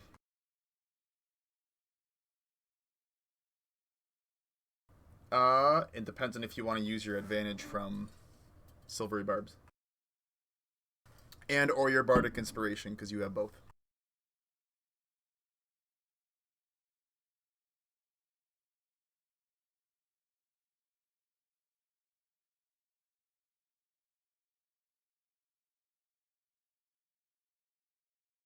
Oh,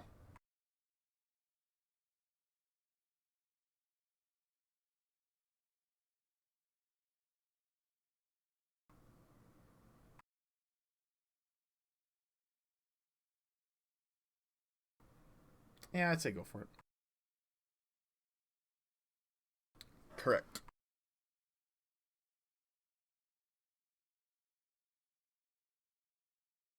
You love to see it. As you reach back in and you kind of finagle and like undo one of these spinning devices inside this creature. It'd be the plate like right behind where the wings are. Um, the effect that it the effect that this has is it reduces its fly speed from 90 down to 50.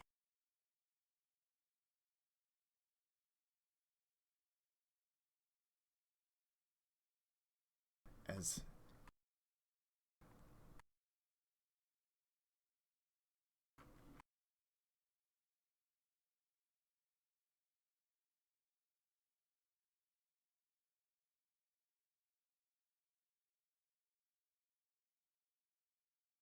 all right, to maintain your ability to stay on the dragon, I want you to make an athletics check for me.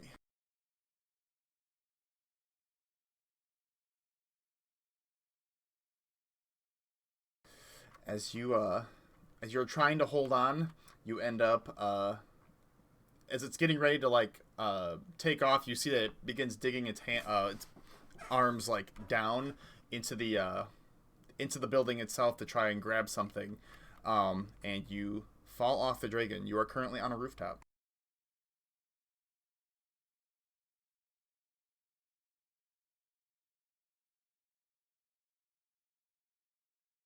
I just gotta move so I can get you off.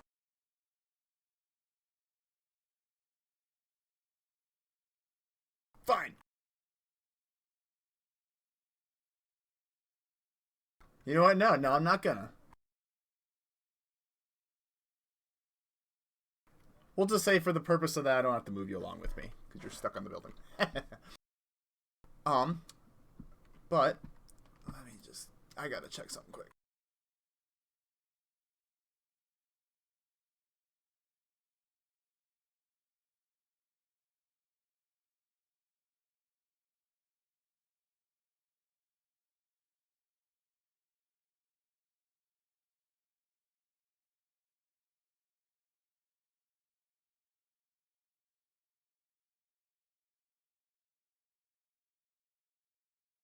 I just gotta check a ruling really quick.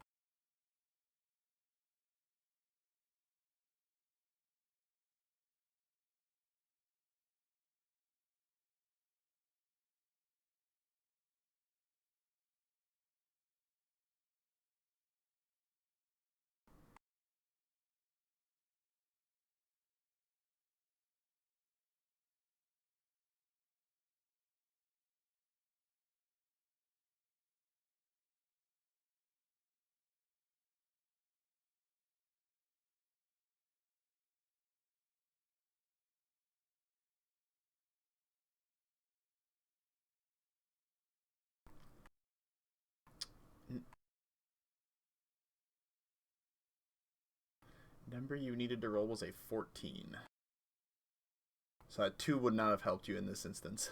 But the advantage or the bardic inspiration, I can almost guarantee would have. But it happens. It happens.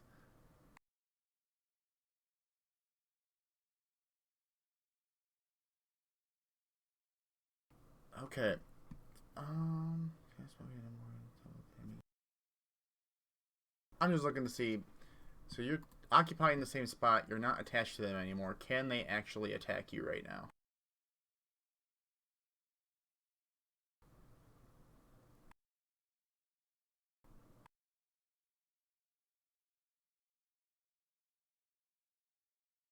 I'm gonna say you're down by their wing. We're gonna let it go. Commoner, seeing the dragon is literally right there, or at least hearing it causing commotions and the screams from that other person, is going to crawl right there. Sheriff's turn. Sheriff is going to chug a healing potion. As oh wait, they didn't take any damage. Wait, no, they did take damage. They failed their save thing, didn't they? Now I gotta go back. I thought they were caught in the fire blast, but maybe I'm wrong. Maybe he moved up afterward. We're gonna find out regardless.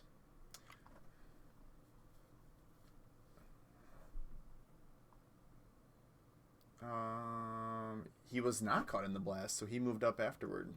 It was Copper, a guard, Scramsax, and Big Tune.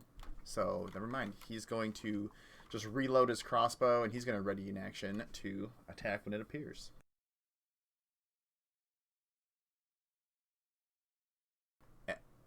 Absolutely.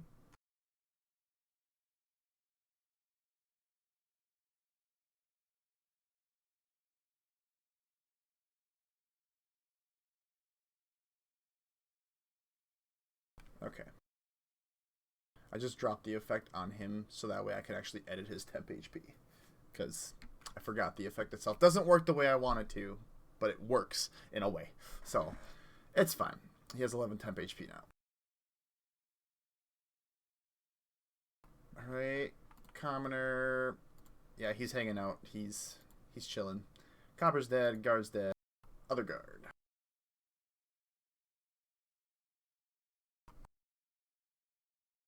He really didn't do much.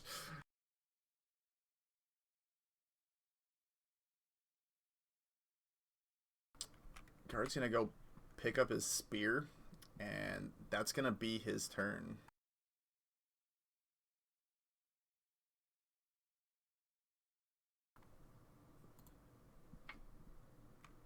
That commoner's dead. Scramsax is going to chuck a healing potion. That'll bring him to bit chunkier again. Okay. That'll bring us to a guard who's going to continue running up. 3, 4, 5, 6. 1, 2, 3, 4, 5, 6. Up by the fire.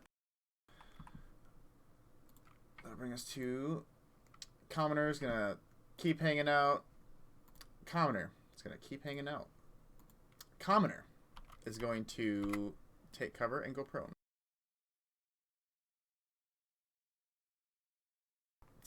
These commoners are not retired adventurers, unfortunately.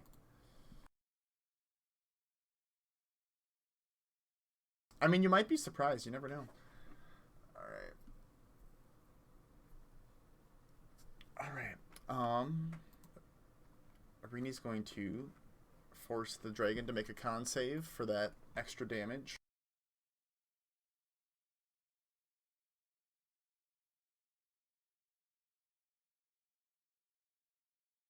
And is going to succeed, so the damage does not take effect that time from the heat metal. And she's gonna like continue moving up, I think. No, I don't want to go by him.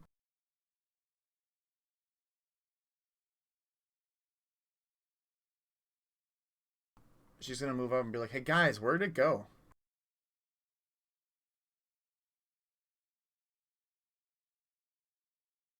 Miris, it is your turn.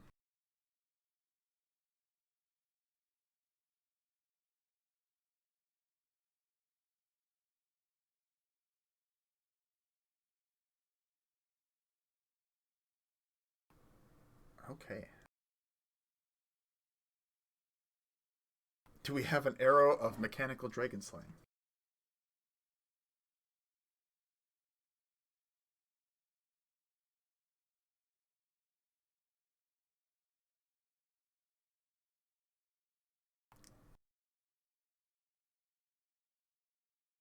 Alright. Sounds good. Aethros, are you gonna do the thing for Miris too then? He's now within your range.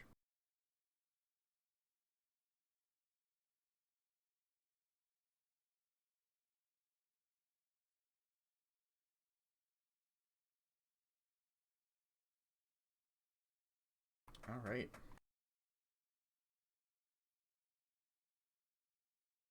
Clockwork Defender is going to move once again up by Tilly. And honestly, that's probably going to be where it stays. Just like the cogs kind of continuing to move, its shield's ready to go. It seems to just be in a very defensive position. Commoner is going to hang out. Matra is going to run up close. 3, 4, 5, 6. 1, 2, 3, 4, 5, 6. What does she got? Nothing that she can cast right now.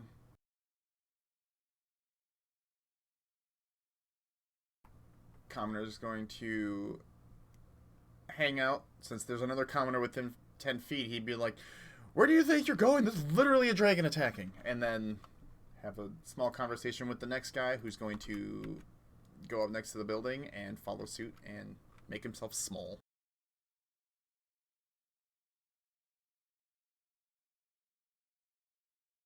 Alright. End of the round. You hear the sound of another ballista firing off from the west side this time.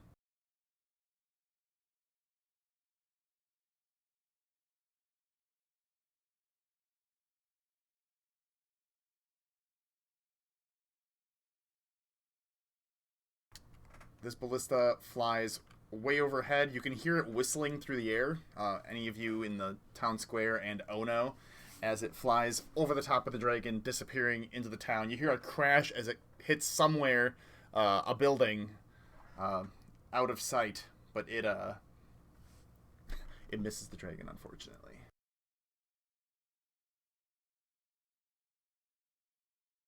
Kneat, I think, is going to... Oop, that is a commoner, not Kneat. Kneat is going to take off towards trying to follow the dragon. 4, 5, 6, 7, 8, 9, 10, 11, 12. Because he has haste. 1, 2, 3, 4, 5, 6, 7, 8, 9, 10, 11, 12. And he will not be able to get a shot off on it at this time. So he takes off into out of the town square. You see him very quickly leave town square, but you don't hear anything else coming off from where he is because he cannot make a shot. So it'll be dead Duvessa. It is Aethros' turn.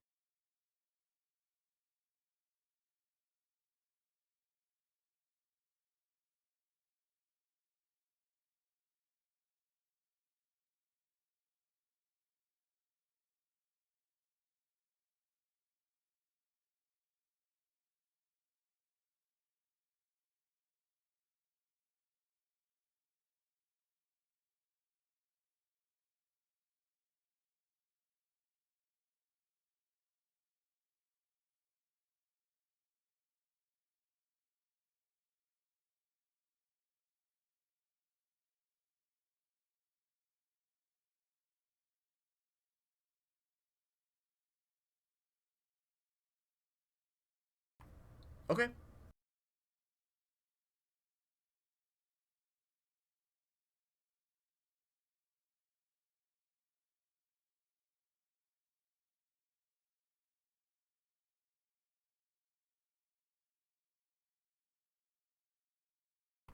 Okay, so ready to action, guiding bolt.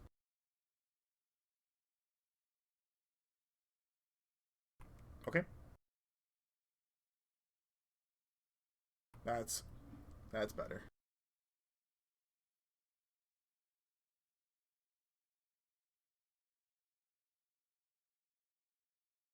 All right, commoner guy, where are you at? Hearing the dragon is nearby. He's honestly, considering that he'll get into the same location, he's just going to crawl across the ground to get ideally around the corner of said dragon because it's within 30 feet of him.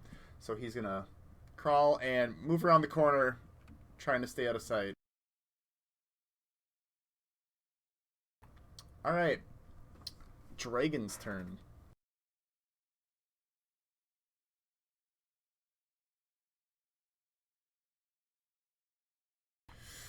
Fire breath weapon does not recharge.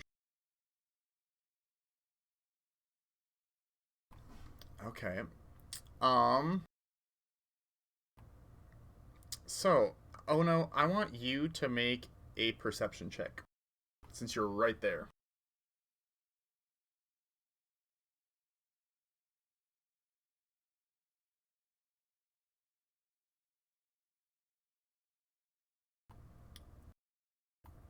Um, okay. You don't seem to, as you're watching everything here unfold as you've fallen off the dragon again, you see that you can hear the sounds of some of the what do you want to call it? Some of the hydraulics and stuff like that are inside the dragon that are keeping it moving. They're beginning to whir a little bit louder, and especially now that you've ripped out one of the some of its internals, there seems to be a more audible ticking noise coming from somewhere deep inside. You don't know what the significance of it is, but it just seems to be taking it. Whatever you did inside seems to make this noise a bit more audible. And you watch as it literally, as it sweeps its wings and begins to ascend in the air, it rips, pulling with it a large chunk of the building that you're on. You have to step back to get off of the area that it picks up, and it rips part of this building up into the air with it, its wings beating extremely hard to pull it up. And it's going to, with its massive strength, throw that chunk of building back at the town square. No, you stepped off the chunk. Unless you want to be on the chunk, I mean, it's up to you.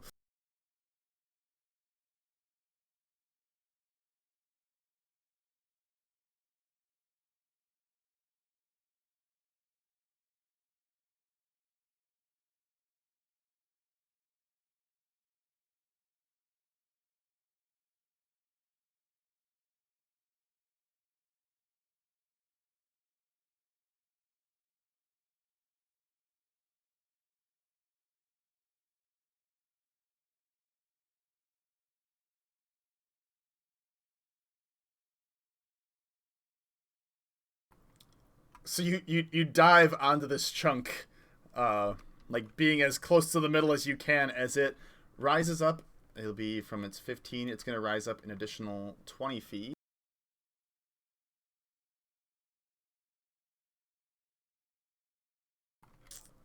And it's going to, before it, it's going to move a little bit first.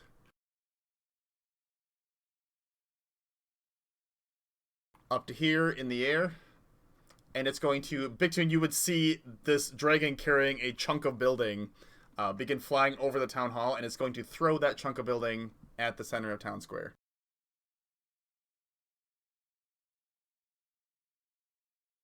Correct, to be 10 feet above you.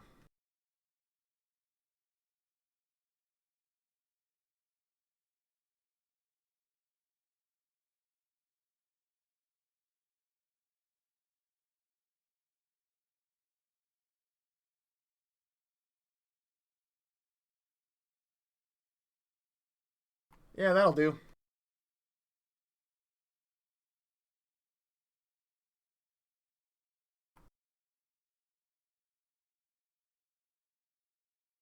Let's see if it prompts you for a save.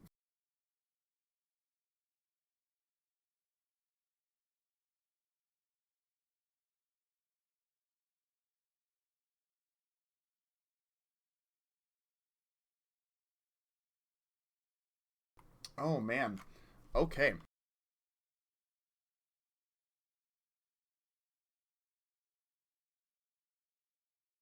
Freaking RIP. Matra, what did she roll? Well, she didn't crit fail, did she? Damn. Nope, she's just, she's unconscious. She's not dead. She didn't crit fail. She rolled a 2.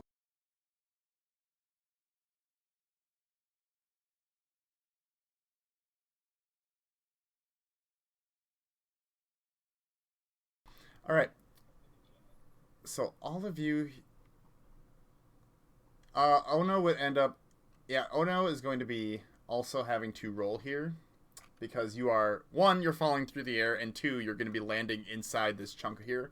It's going to be also a roll for you. So make a, I believe it is a dexterity saving throw. And I gotta move you.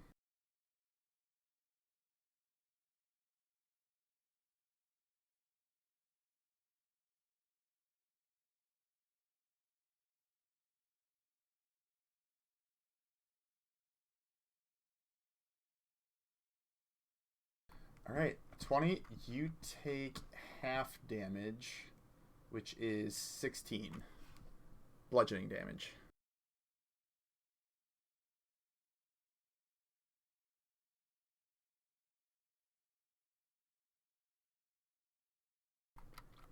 Um, the dragon is going to keep moving, so it moved. How far has it moved to? It's moved a total. Ooh, he does not have much movement left now because of Ono. He's going to land back on the roof of the town hall.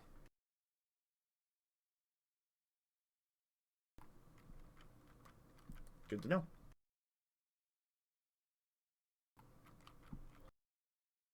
It land, yeah, because it ran out of movement, thanks to Ono, it's going to land right in front of you since you are a viable target. And with its remaining action, it's going to make a claw attack against you as it comes down hard.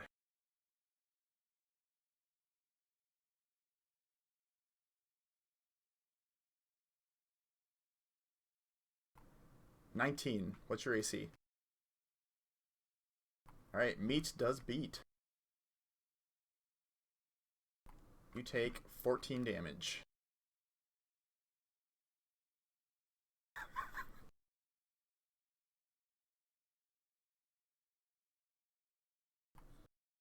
You know, we're gonna make this cinematic. Big Tune, you are also pushed 10 feet.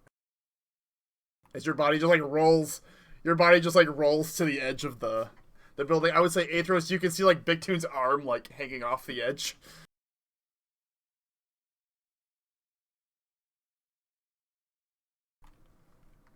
I believe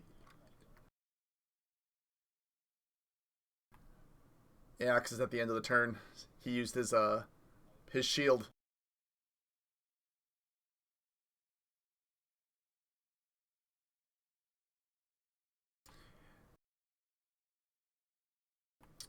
Big Toon would be in visual range.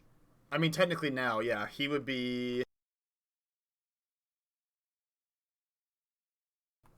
Um, since you're on the ground, I'm gonna say no because it's the he's a total of 30 feet up in the air and he was inward on the building. So I'm gonna say you weren't. Understandable though, because I'm sure you're probably thinking of silvery barbs.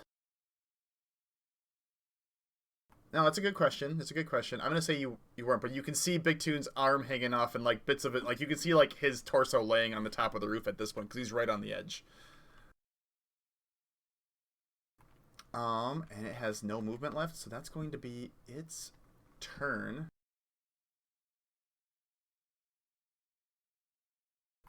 And its thing didn't recharge. Its radiant beam is still charged, but it used its action to hurl debris at people.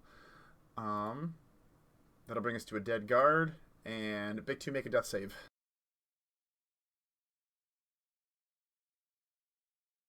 You succeed on a second death save. I don't think death saves reset until you take a rest, if I'm not mistaken. Am I wrong on that one? I'm gonna look it up.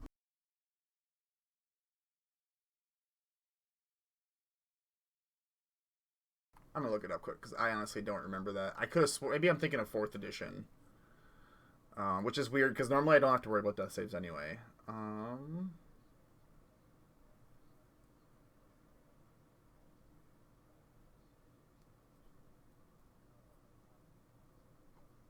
Well, there we go. Okay, so you are back at one death save. So yes, you've passed your first one. Commoner boy, what we doing over there? He's hanging out. He doesn't want to deal with this. Dead guard, Ebryn, you are up.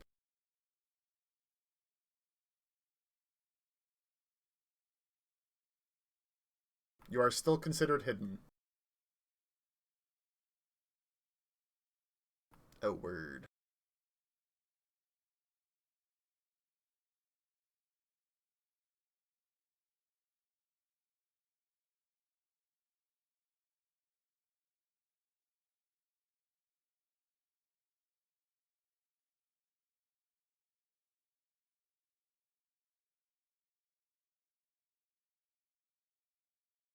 Okay.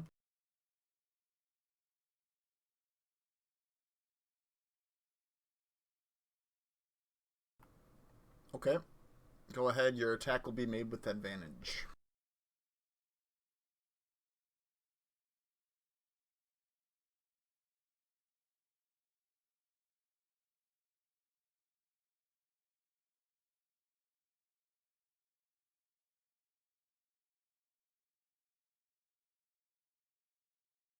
Uh, 20 is going to hit. Go ahead and roll for damage.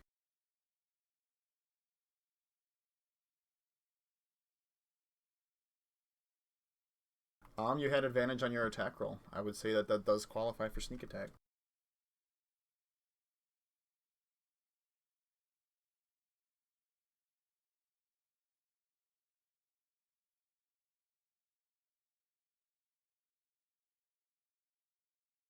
For 30 damage. Very nice.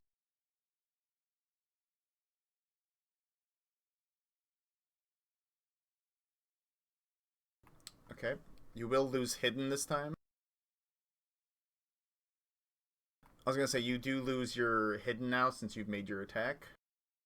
So you wouldn't have the advantage from being hidden this time.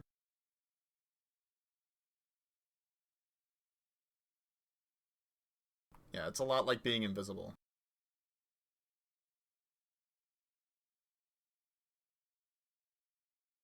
Oh, 1d20. Holy balls. Yeah, that's a good. Okay. Okay, thank you.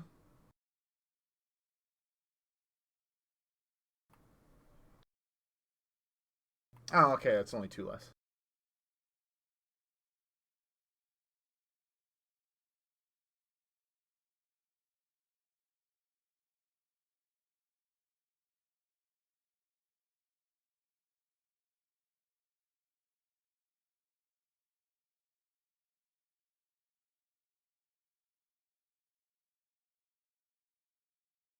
Correct. If it says an action, it's still an action. Unless you have meta magic that allows you to cast it otherwise.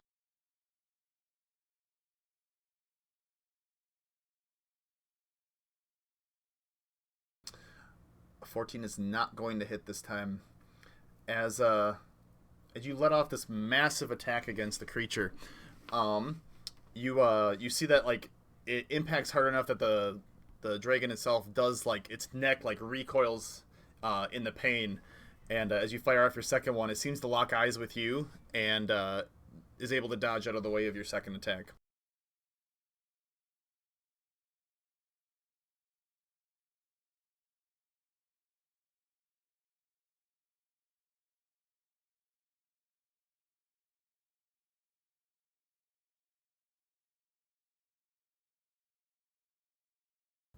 Word.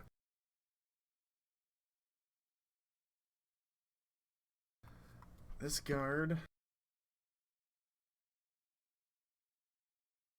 All right. This guard is going to move up. Since he can't see it right now. 3, 4, 5, 6. Hold on. Angles quick. I'm gonna say it would be heavily obscured. He's gonna fire at disadvantage, trying to make a hit on that dragon with his heavy crossbow.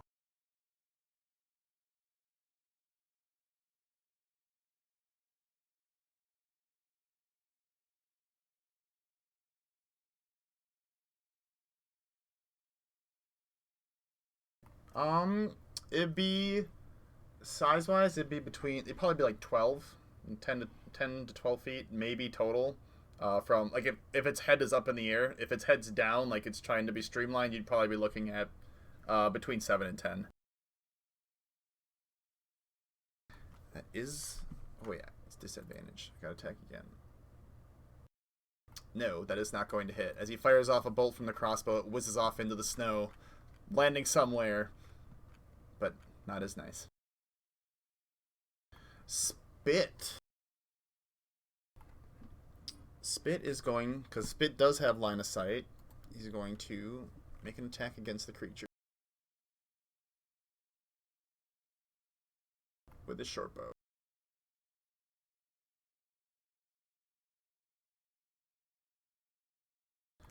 Unfortunately, Spit's attack is not going to hit as he fires off an arrow and once again it whizzes off into the snow.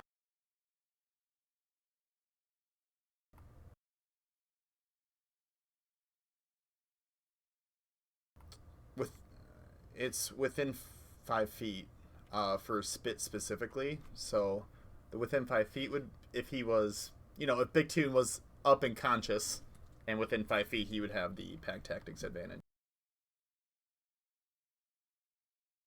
This guard has a spear. Not very useful. What does he get? He's gonna move up to Ono, I think. Oh, don't want to move Ono. Just want to move him up to Ono. And he's going to, well, I mean, ideally force feed Ono a healing potion. Be like, we need you alive more than we need ourselves. And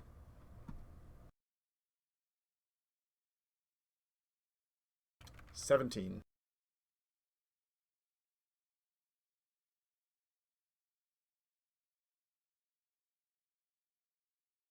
And you would be able to heal 10 of that back with a healing potion.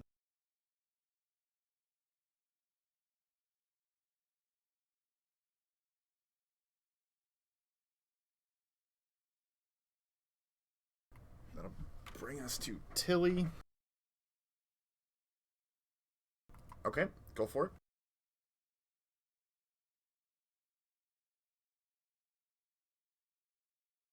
for 9. Okay.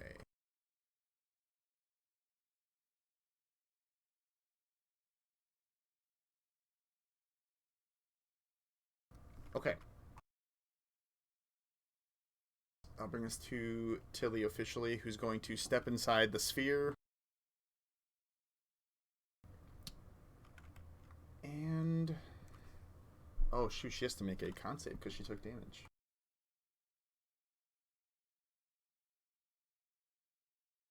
Don't know why it didn't automatically do it, but regardless. Ooh, she does not, so the bless effect does end.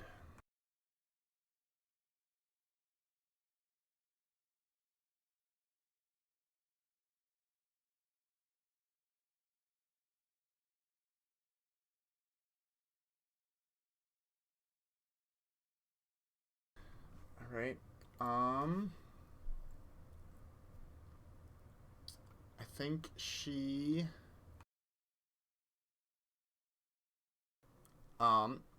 she's gonna look over to her Clockwork Defender and cast Enlarge and just make him a little bit bigger of a boy.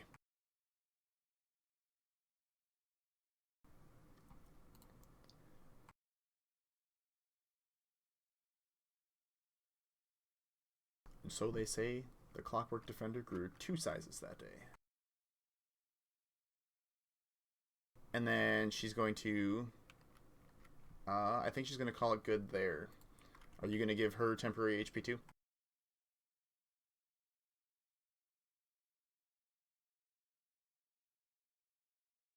Okay. Alright. That'll bring us back to Ono. Correct. It's about halfway back on the town hall, right next to the burning debris. You can like see its face sticking out through the billowing smoke.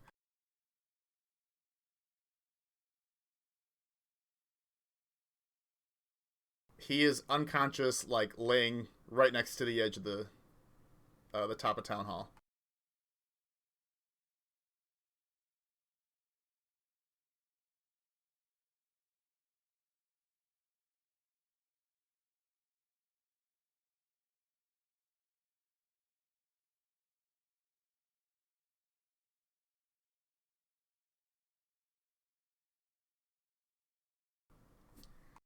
Okay, go for it.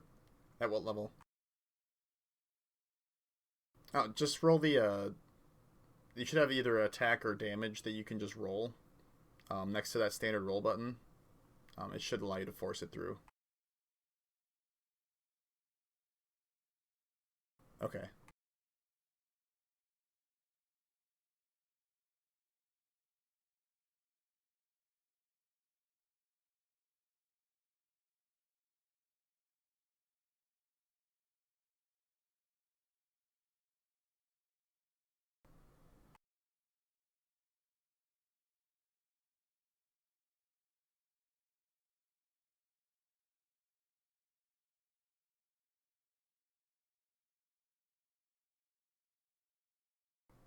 Okay.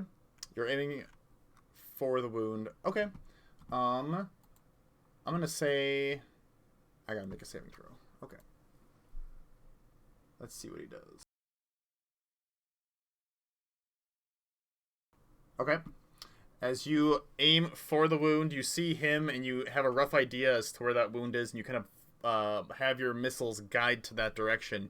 You can tell that they make impact because it lets out this mighty like I don't want to say roar, but like you can hear it bellow out in response to that impact. It seems to do a bit more than what you were expecting.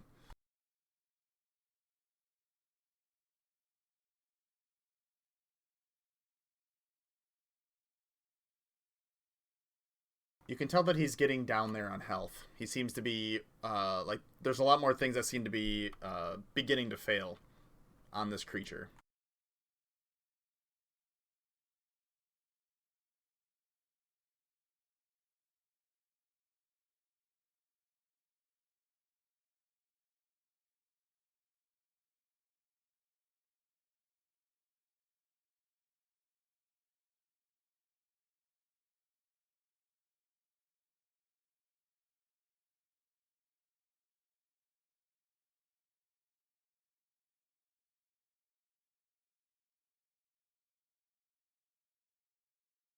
Okay.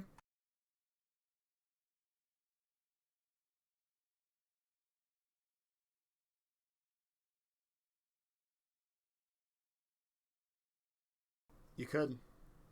Yeah, because you can move through friendlies.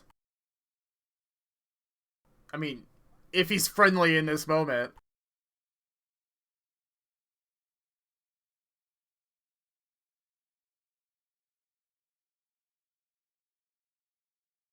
Okay.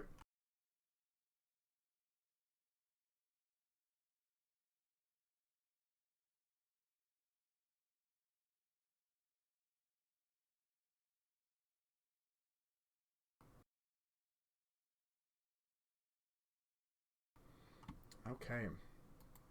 Commoner, gonna do his mother trucking thing, stay out of sight. Sheriff. Sheriff's able to see the dragon. He's gonna fire off 2 shots at it. Sorry, I just hit like the heavy metal part of my soundtrack, so this is getting kind of intense. Freaking love Shadow of Intent. They're such a good symphonic deathcore band. Anyway, normal attack is going to hit.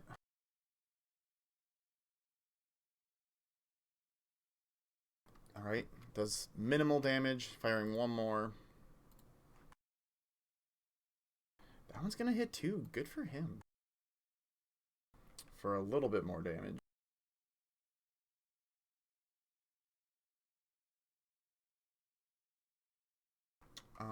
And that's going to be the sheriff's turn as he, after getting hit by all that debris, he's going to, honestly, I think, move a little farther away. Space out the people a little bit more. Oh, no, that's a good call. That's a good call. Let's get a little bit closer, and I guess wait. You're the healer, boy. Your temporary HP has a healing effect even if it's not normal compared to other HP. And it's a really good feeling. Commoner's going to hang out. Copper's dead. Guard's dead. Guard is alive. Is going to...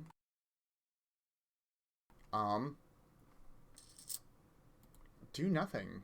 He's going to hold his action with his spear until the dragon is closer, because he does not have range.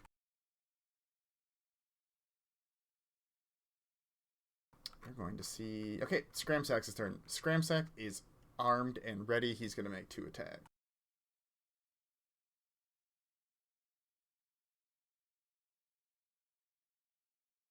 That is going to make purchase for a couple damage, and then he's going to attack one more time by reloading his crossbow. And that attack's going to miss, unfortunately. Other guard does not have a heavy crossbow. Is going to make its way behind the defender because it's a big boy. And wait for it to get close. 3 commoners all hanging out. Good boys. Irini's turn.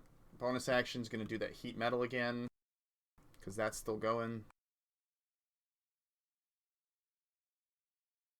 It does succeed, so it doesn't take the damage. It's a con save. That's the hard part.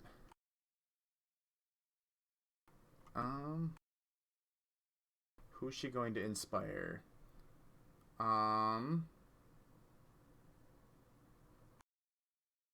She's probably going to look to... Let's see. Has she inspired Athros yet?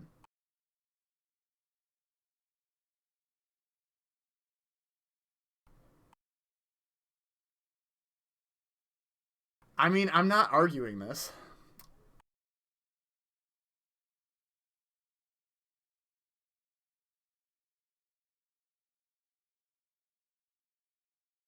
Alright, time to roll a d2.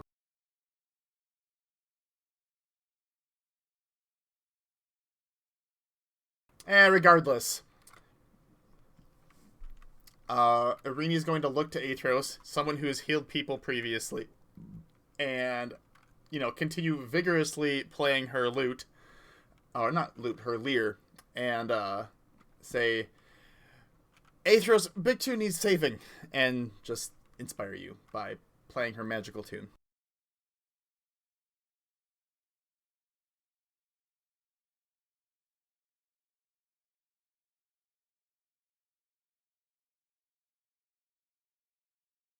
All right.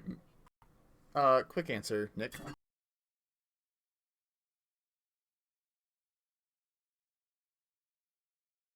Yes.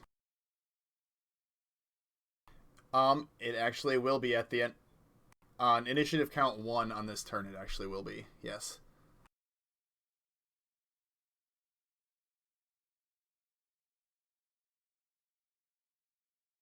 Yep, it is, I mean, you're not wrong, but, yeah, at the initiative count 1, it was a 2-turn delay. So at the end of this one, it'll go off. All right, Miris, you're up.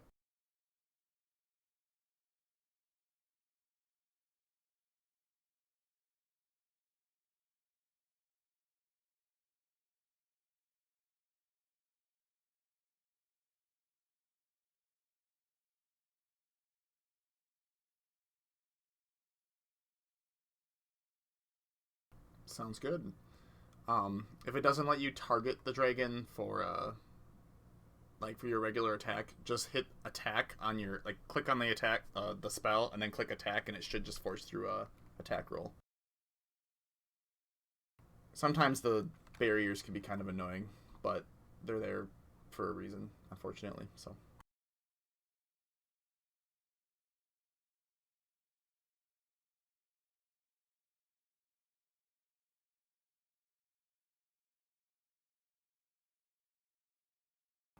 that 20 is gonna hit. Go ahead and roll for damage.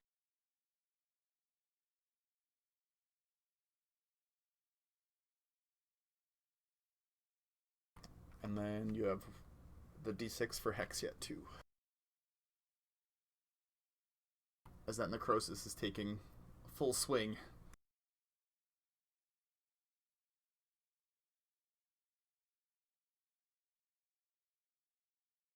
Unfortunate thing is I think my bloodied mechanic went out of date when I updated this, so it doesn't show up. The dragon is very low on health.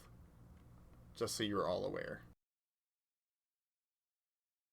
Like, to the point where the audible ticking will be audible to most people within like a 40-foot radius of it.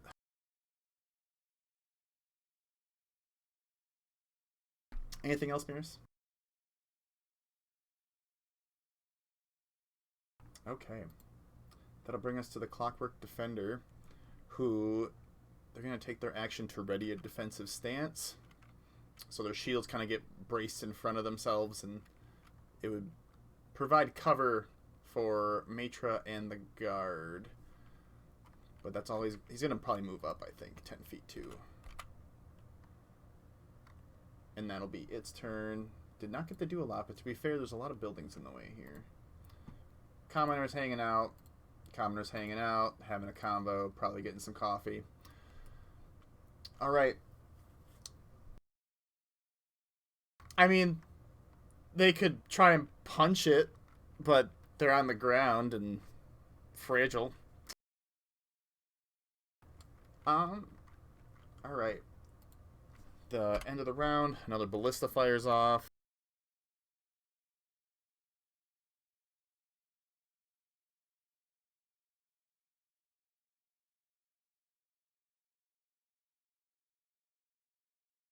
And once again, just like last time, this one comes from, I believe, actually the south. So it fires up from behind. The daylight spell that's lingering over Aethros is providing just enough light from across town. As it fires off, it does fly high, and you can hear the whistle, everybody in town square, as it flies off and crashes into a building on the north side.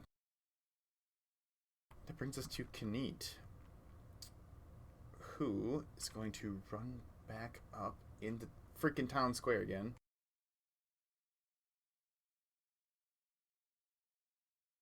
And he's going to use the hasted dash. 8, 9. No, he's not gonna go up there. He's gonna come right down here. No, up here. He's gonna hang out right there. And he's going to...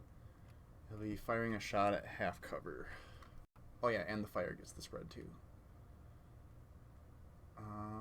Okay, 1 second. He has to make an athletics check in order to avoid falling down into the building.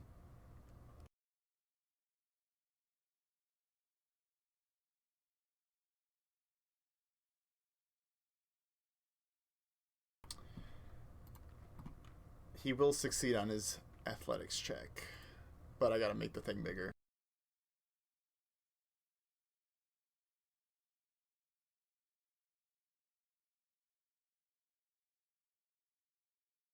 As he will... Yeah, the town hall is literally on fire.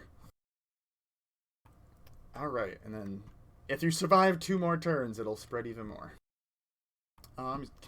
Knut's firing off shots. Forgot about that. Just 2 from his arrow, from his longbow.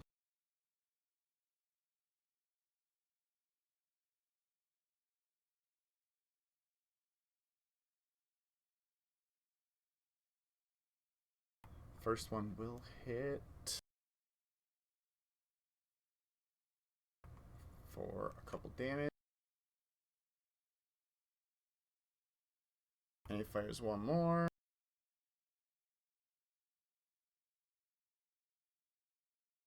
Ooh, he critically fails. As he's getting ready to fire his bow again, you see he pulls back too far with his mechanical arm and the tension snaps. His longbow is out of commission for now. And he doesn't seem all too phased by it, but he seems to just kind of toss it off to the side for the time being and gets ready to pull out his rapier once again. We pan back to Athros. Valid.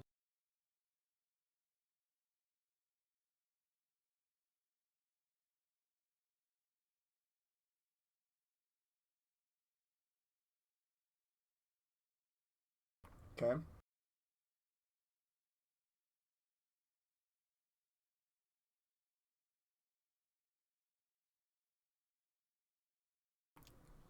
Correct, you can.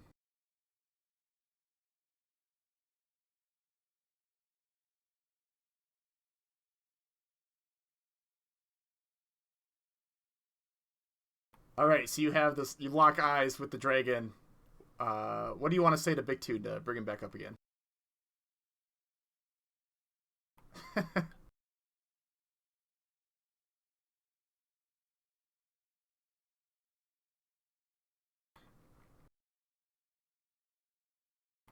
uh,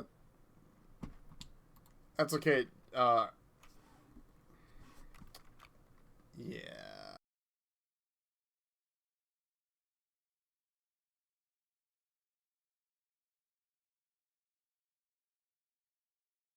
For another 8. Big Tune, you are once again up at 8. As you fell before. Once again, with like the strength within your muscles, you push yourself back up and are now face to face with this dragon one more time.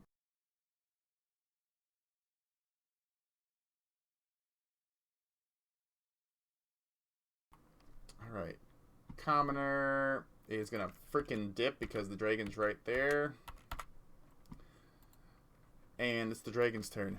Now, I'm going to do the dragon's turn, but I gotta use the bathroom, so give me a hot second. We'll play a little bit past 3. So, give me a hot second.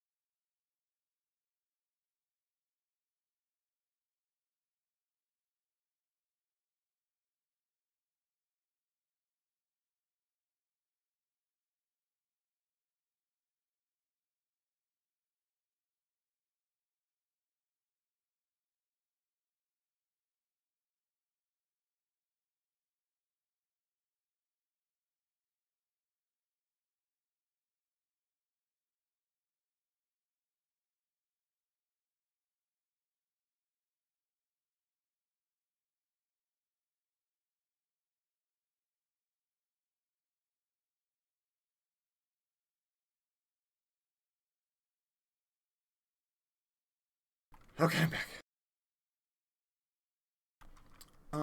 Dragon is okay. It has a fly speed of 50. It's going to fly upward into the air. So it's not on the ground. Um, Not quite. It's going to first off, I have to see if it recharges. It does not recharge its fire breath attack. Um, yeah, it's going to first thing use its I think radiant beam.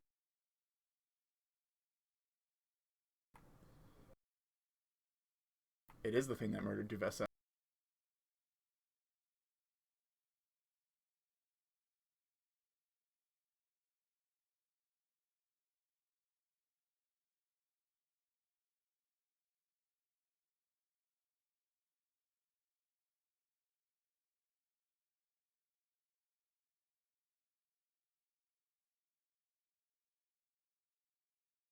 Yeah, it's gonna attack Ebrin and the guard because he did the most damage to it in the last round.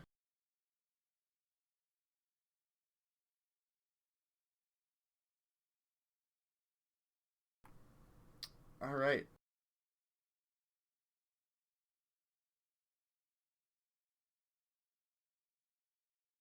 Ebrin is down. Okay. Yep, that makes. Wait, hold on. Is it attacks versus saving throws? Didn't we discuss this? We're gonna look at Uncanny Dodge quick. When it hits you with an attack, you can use your reaction to have the attack's damage. Hold on. Okay, it's a rule. It's a rule check time because this would be a real good time for it. I can't remember what we ruled on last time. It isn't like it's an attack, but it's considered a saving throw.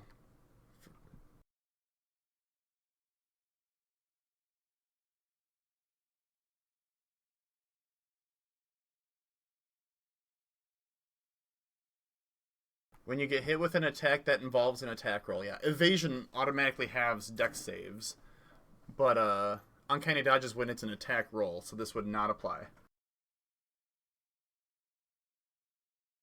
So Ebrin is down.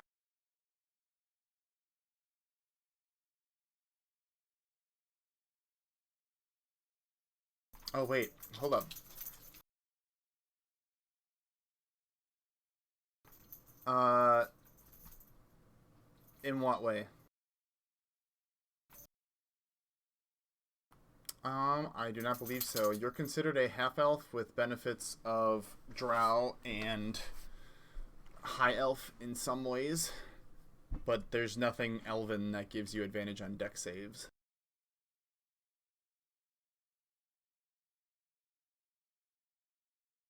And you went from full health down to 0, so it's big. It's big damage time.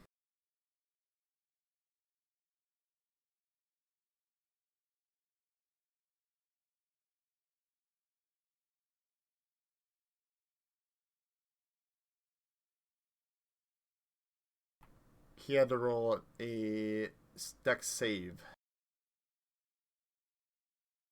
Correct.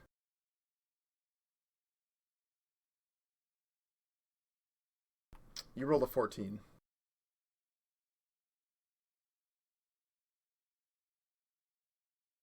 Yes.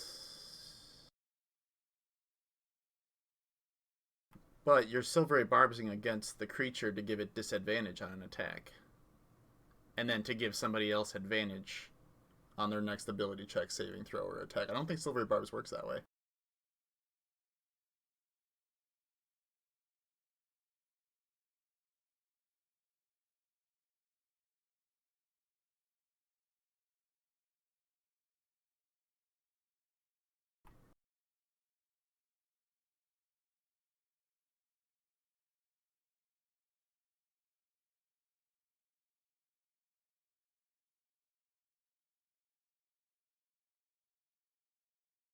If you're willing to sacrifice a towns member, I would allow it.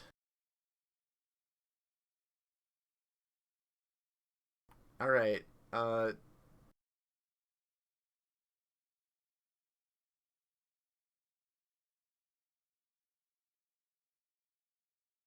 We're gonna find out. Let's take a look at your psionic power. Psionic bolster neck. Ability check. It's an ability check, not a saving throw. So you would not be able to spend it on this saving throw. That would be a cool addition, actually, but specifically ability checks to help you do things using a skill or tool you are proficient with.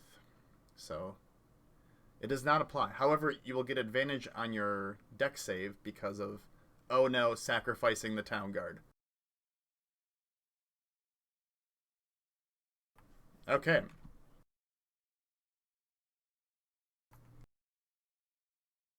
Yeah.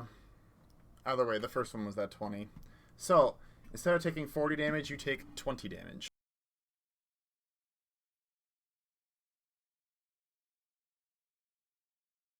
Correct.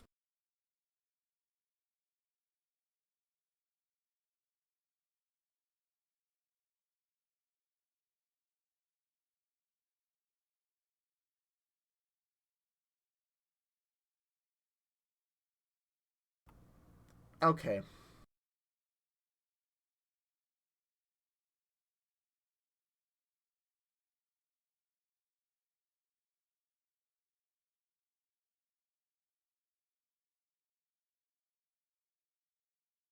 Alright.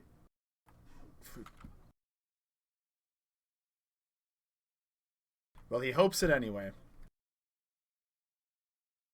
Alright, Dragon is going to... He's 10 feet up in the air. He's going to move 5... 10. So he's over Big Toon right now.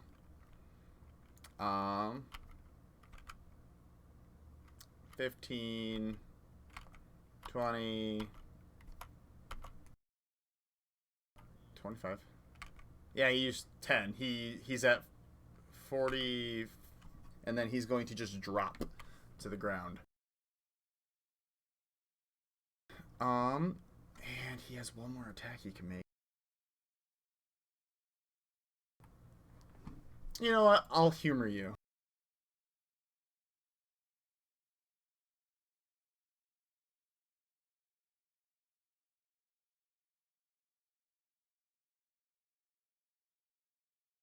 He will take fall damage, and I have applied it as such. So, with a loud thud, there's a reverberation within the town square as it falls to the ground, and it is going to.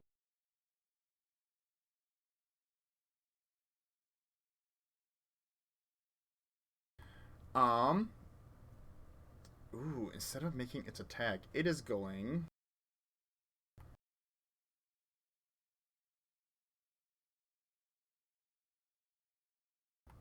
Oh, nice. Okay. Um. Oh, any. Okay. Sorry, I'm just making sure I read my ability right. He isn't going to do that, actually.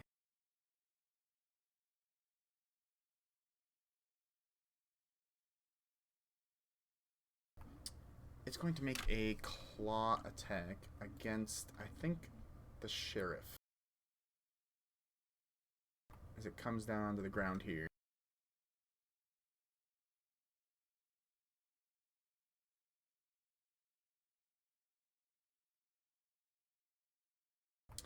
And the sheriff is like seeing this creature come down, and like he kind of braces himself, but one of the turning gears from within the dragon kind of locks up, and its claw doesn't make purchase. It misses. Um. However, everybody. Oh, sorry. Yeah, go ahead. Sure. Yeah, I would allow that. That seems acceptable.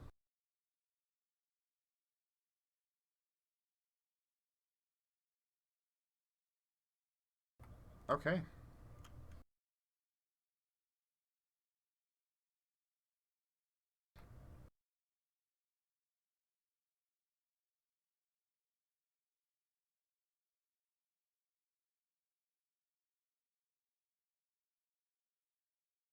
He does not crit fail, but he did roll again. So, all right. That's all he's going to do on this turn.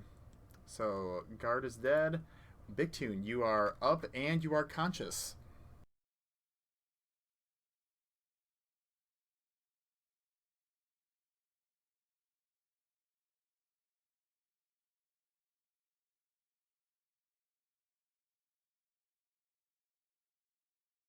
Okay.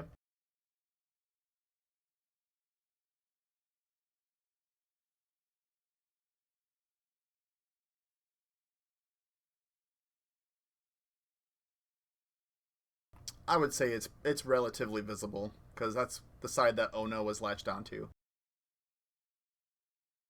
I'm pretty sure. Maybe I'm wrong. Either way.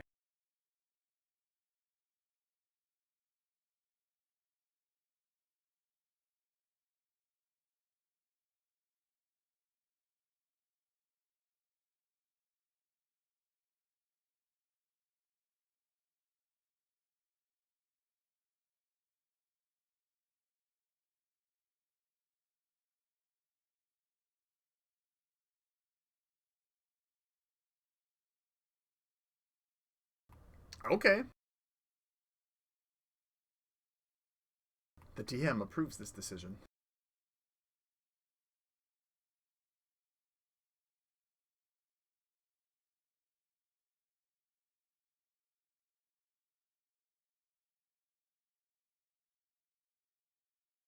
Correct.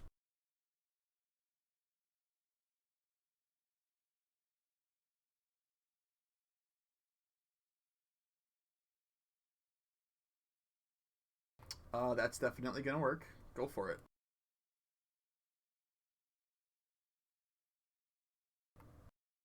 You are now on the back of this charlatan dragon.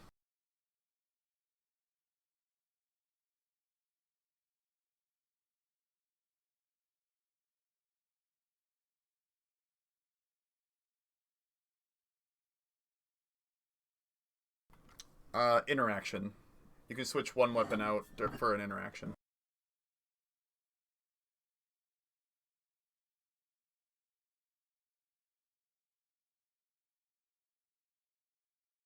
Okay. Okay.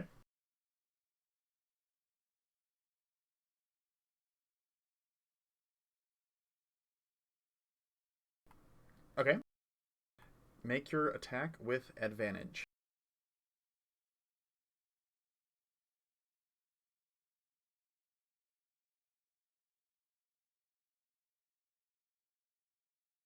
Yeah, that's gonna hit.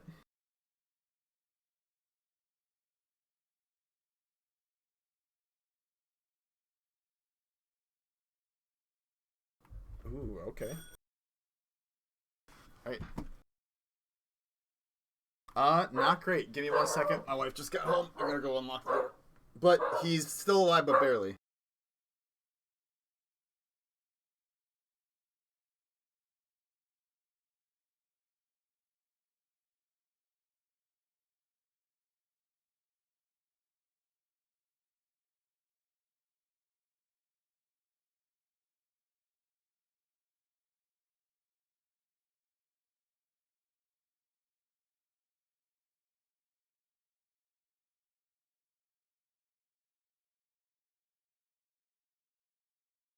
Okay. I am back. Dragon is still alive, but he is literally on his last legs. Like the damage that you do, you see more and more of the gears inside, like begin to jam as you shove your greatsword into like its back. Um, it currently has no fly speed, so it is very worse for wear, and the audible ticking is louder and louder. That seems to be coming from inside of the dragon. So, you believe you have another attack yet? Am I wrong? Yes, because you're attacking a vital point that can't reach you.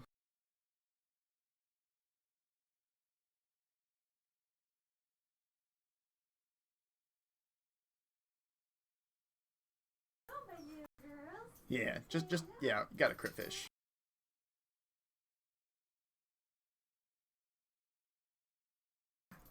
Yeah, that'll hit.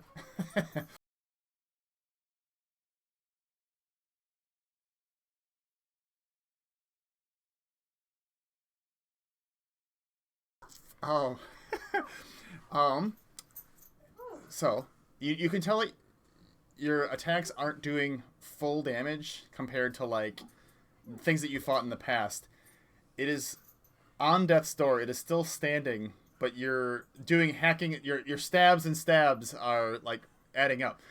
It has like 3 HP left, so it's still standing.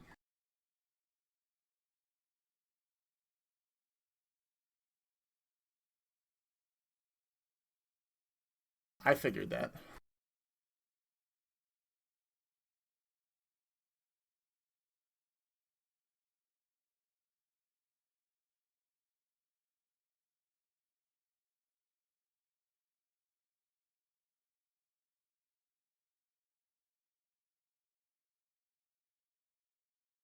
Uh, yeah. Um, Nick, how do you want to do this?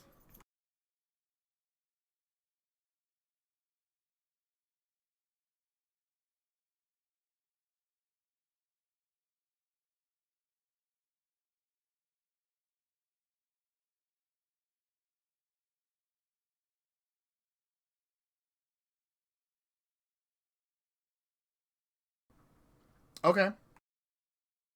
As you yeah, you see that like it's that its wings like they're frantically flapping, but they're he's not able to get anywhere. The gizmos like lock up as he tries to take off, and you utilize one of those moments to like bounce off of one of its wings, to get yourself up into the air. Your sword coming down, and uttering a nice strike. You pierce through the dragon itself. You know what? Yeah, you rolled a crit. You plunging your sword straight through, and the weight of your body and the armor that you're carrying pushes you straight through to the other side of the dragon onto the ground. As it begins to like very what do you want to call it, mechanically and like joltily like move back and forth, taking like a step back. It it falls to the ground. The dragon is defeated. I want Big Tune and I want everyone to make a perception check. Yes, you can. By all means.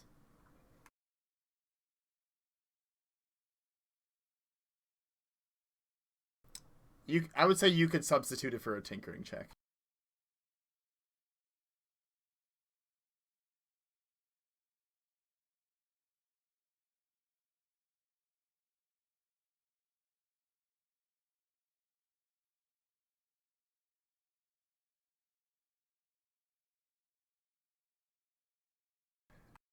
You feel that it was majestic, but I think everyone could have saw that you could have did it a little bit better. You could have did a better job.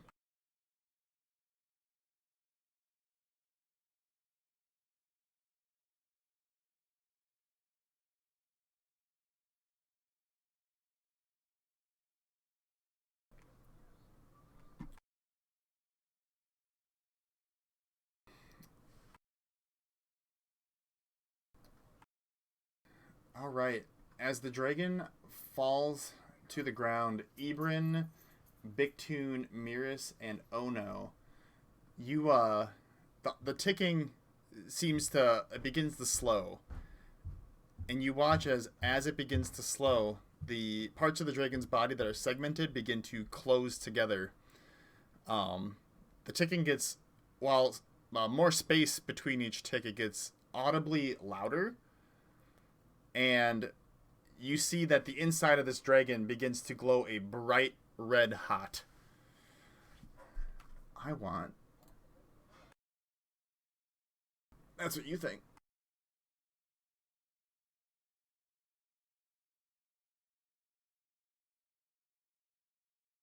Oops, sorry. Give me a second.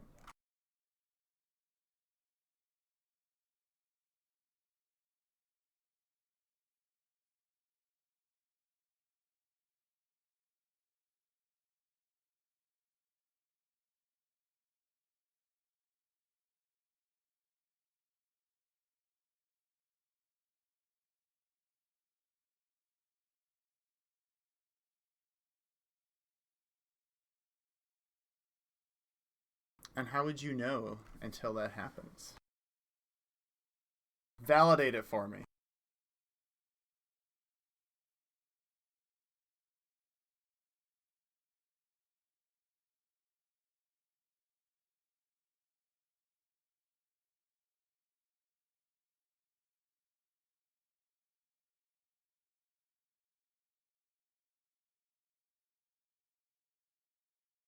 Yeah, that's fair.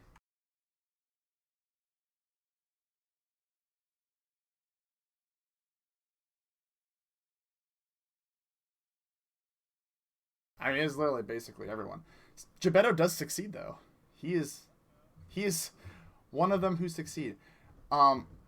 So what? What? What'd I do? Oh, I didn't do a goddamn thing. I don't know what you're talking about. All right. Gebetto succeeds. One of the guards succeeds. Oh no, you do succeed. I think it did automatically take the damage off of your characters. Out of curiosity. Okay. Uh. Who all? Okay, it took them off of everyone who it actually needed to. That's good to know. Yeah. R.I.P. It was half damage.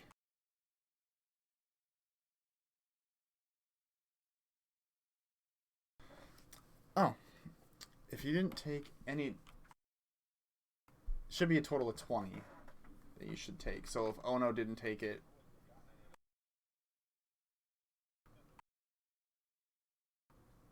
the damage. Oh wait, no. Failure is 20. Success is 10. My bad.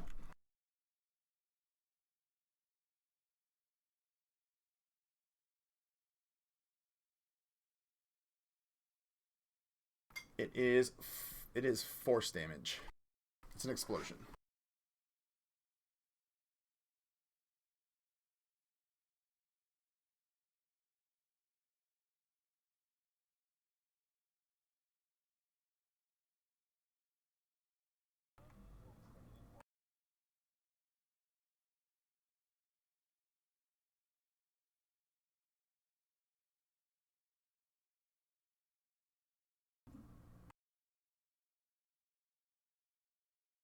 Um, I would allow it. I will allow it, and I would also allow Ebron to escape the blast zone if needed.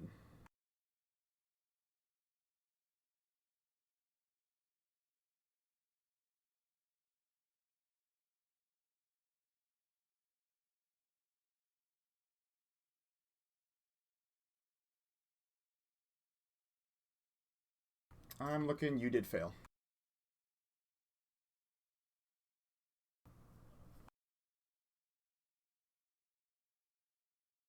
Yeah, let's take a look once. Irini is fine. Spit is also fine. He's technically below half health, but he's fine. As a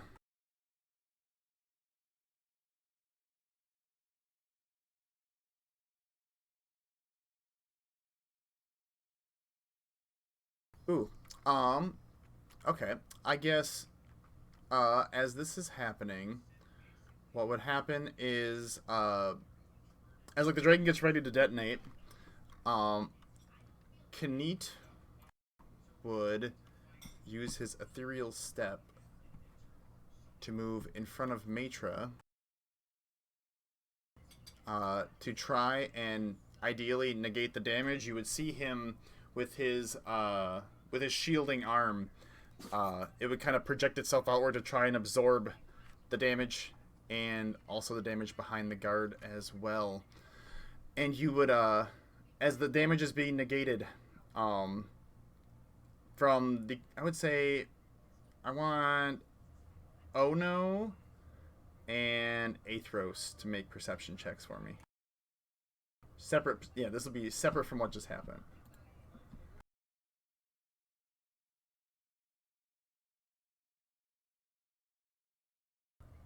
Um, Not great.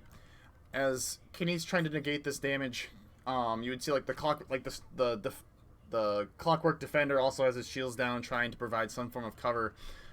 He blocks out most of the damage that would have brought her down to 0 health. But you watch as from the edge of Town Square, from atop one of the buildings, a familiar black spear hurls through the air. It cuts through Kenit's arm, and his arm itself explodes as the lifespan pulses through the device, which impacts him and would knock Matra unconscious, as well as the guard behind them.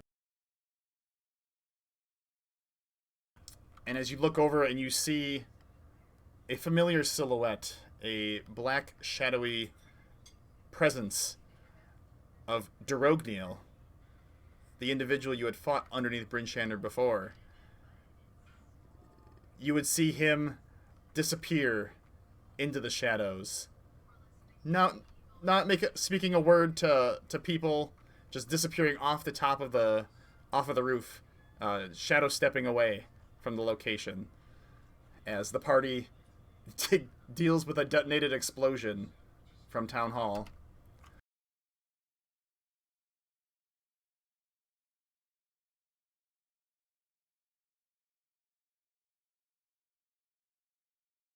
Derogneil did have 2 forms, and the second one was not confirmed dead. It merely got absorbed into the shadow. And with that in mind... Oh, what was that?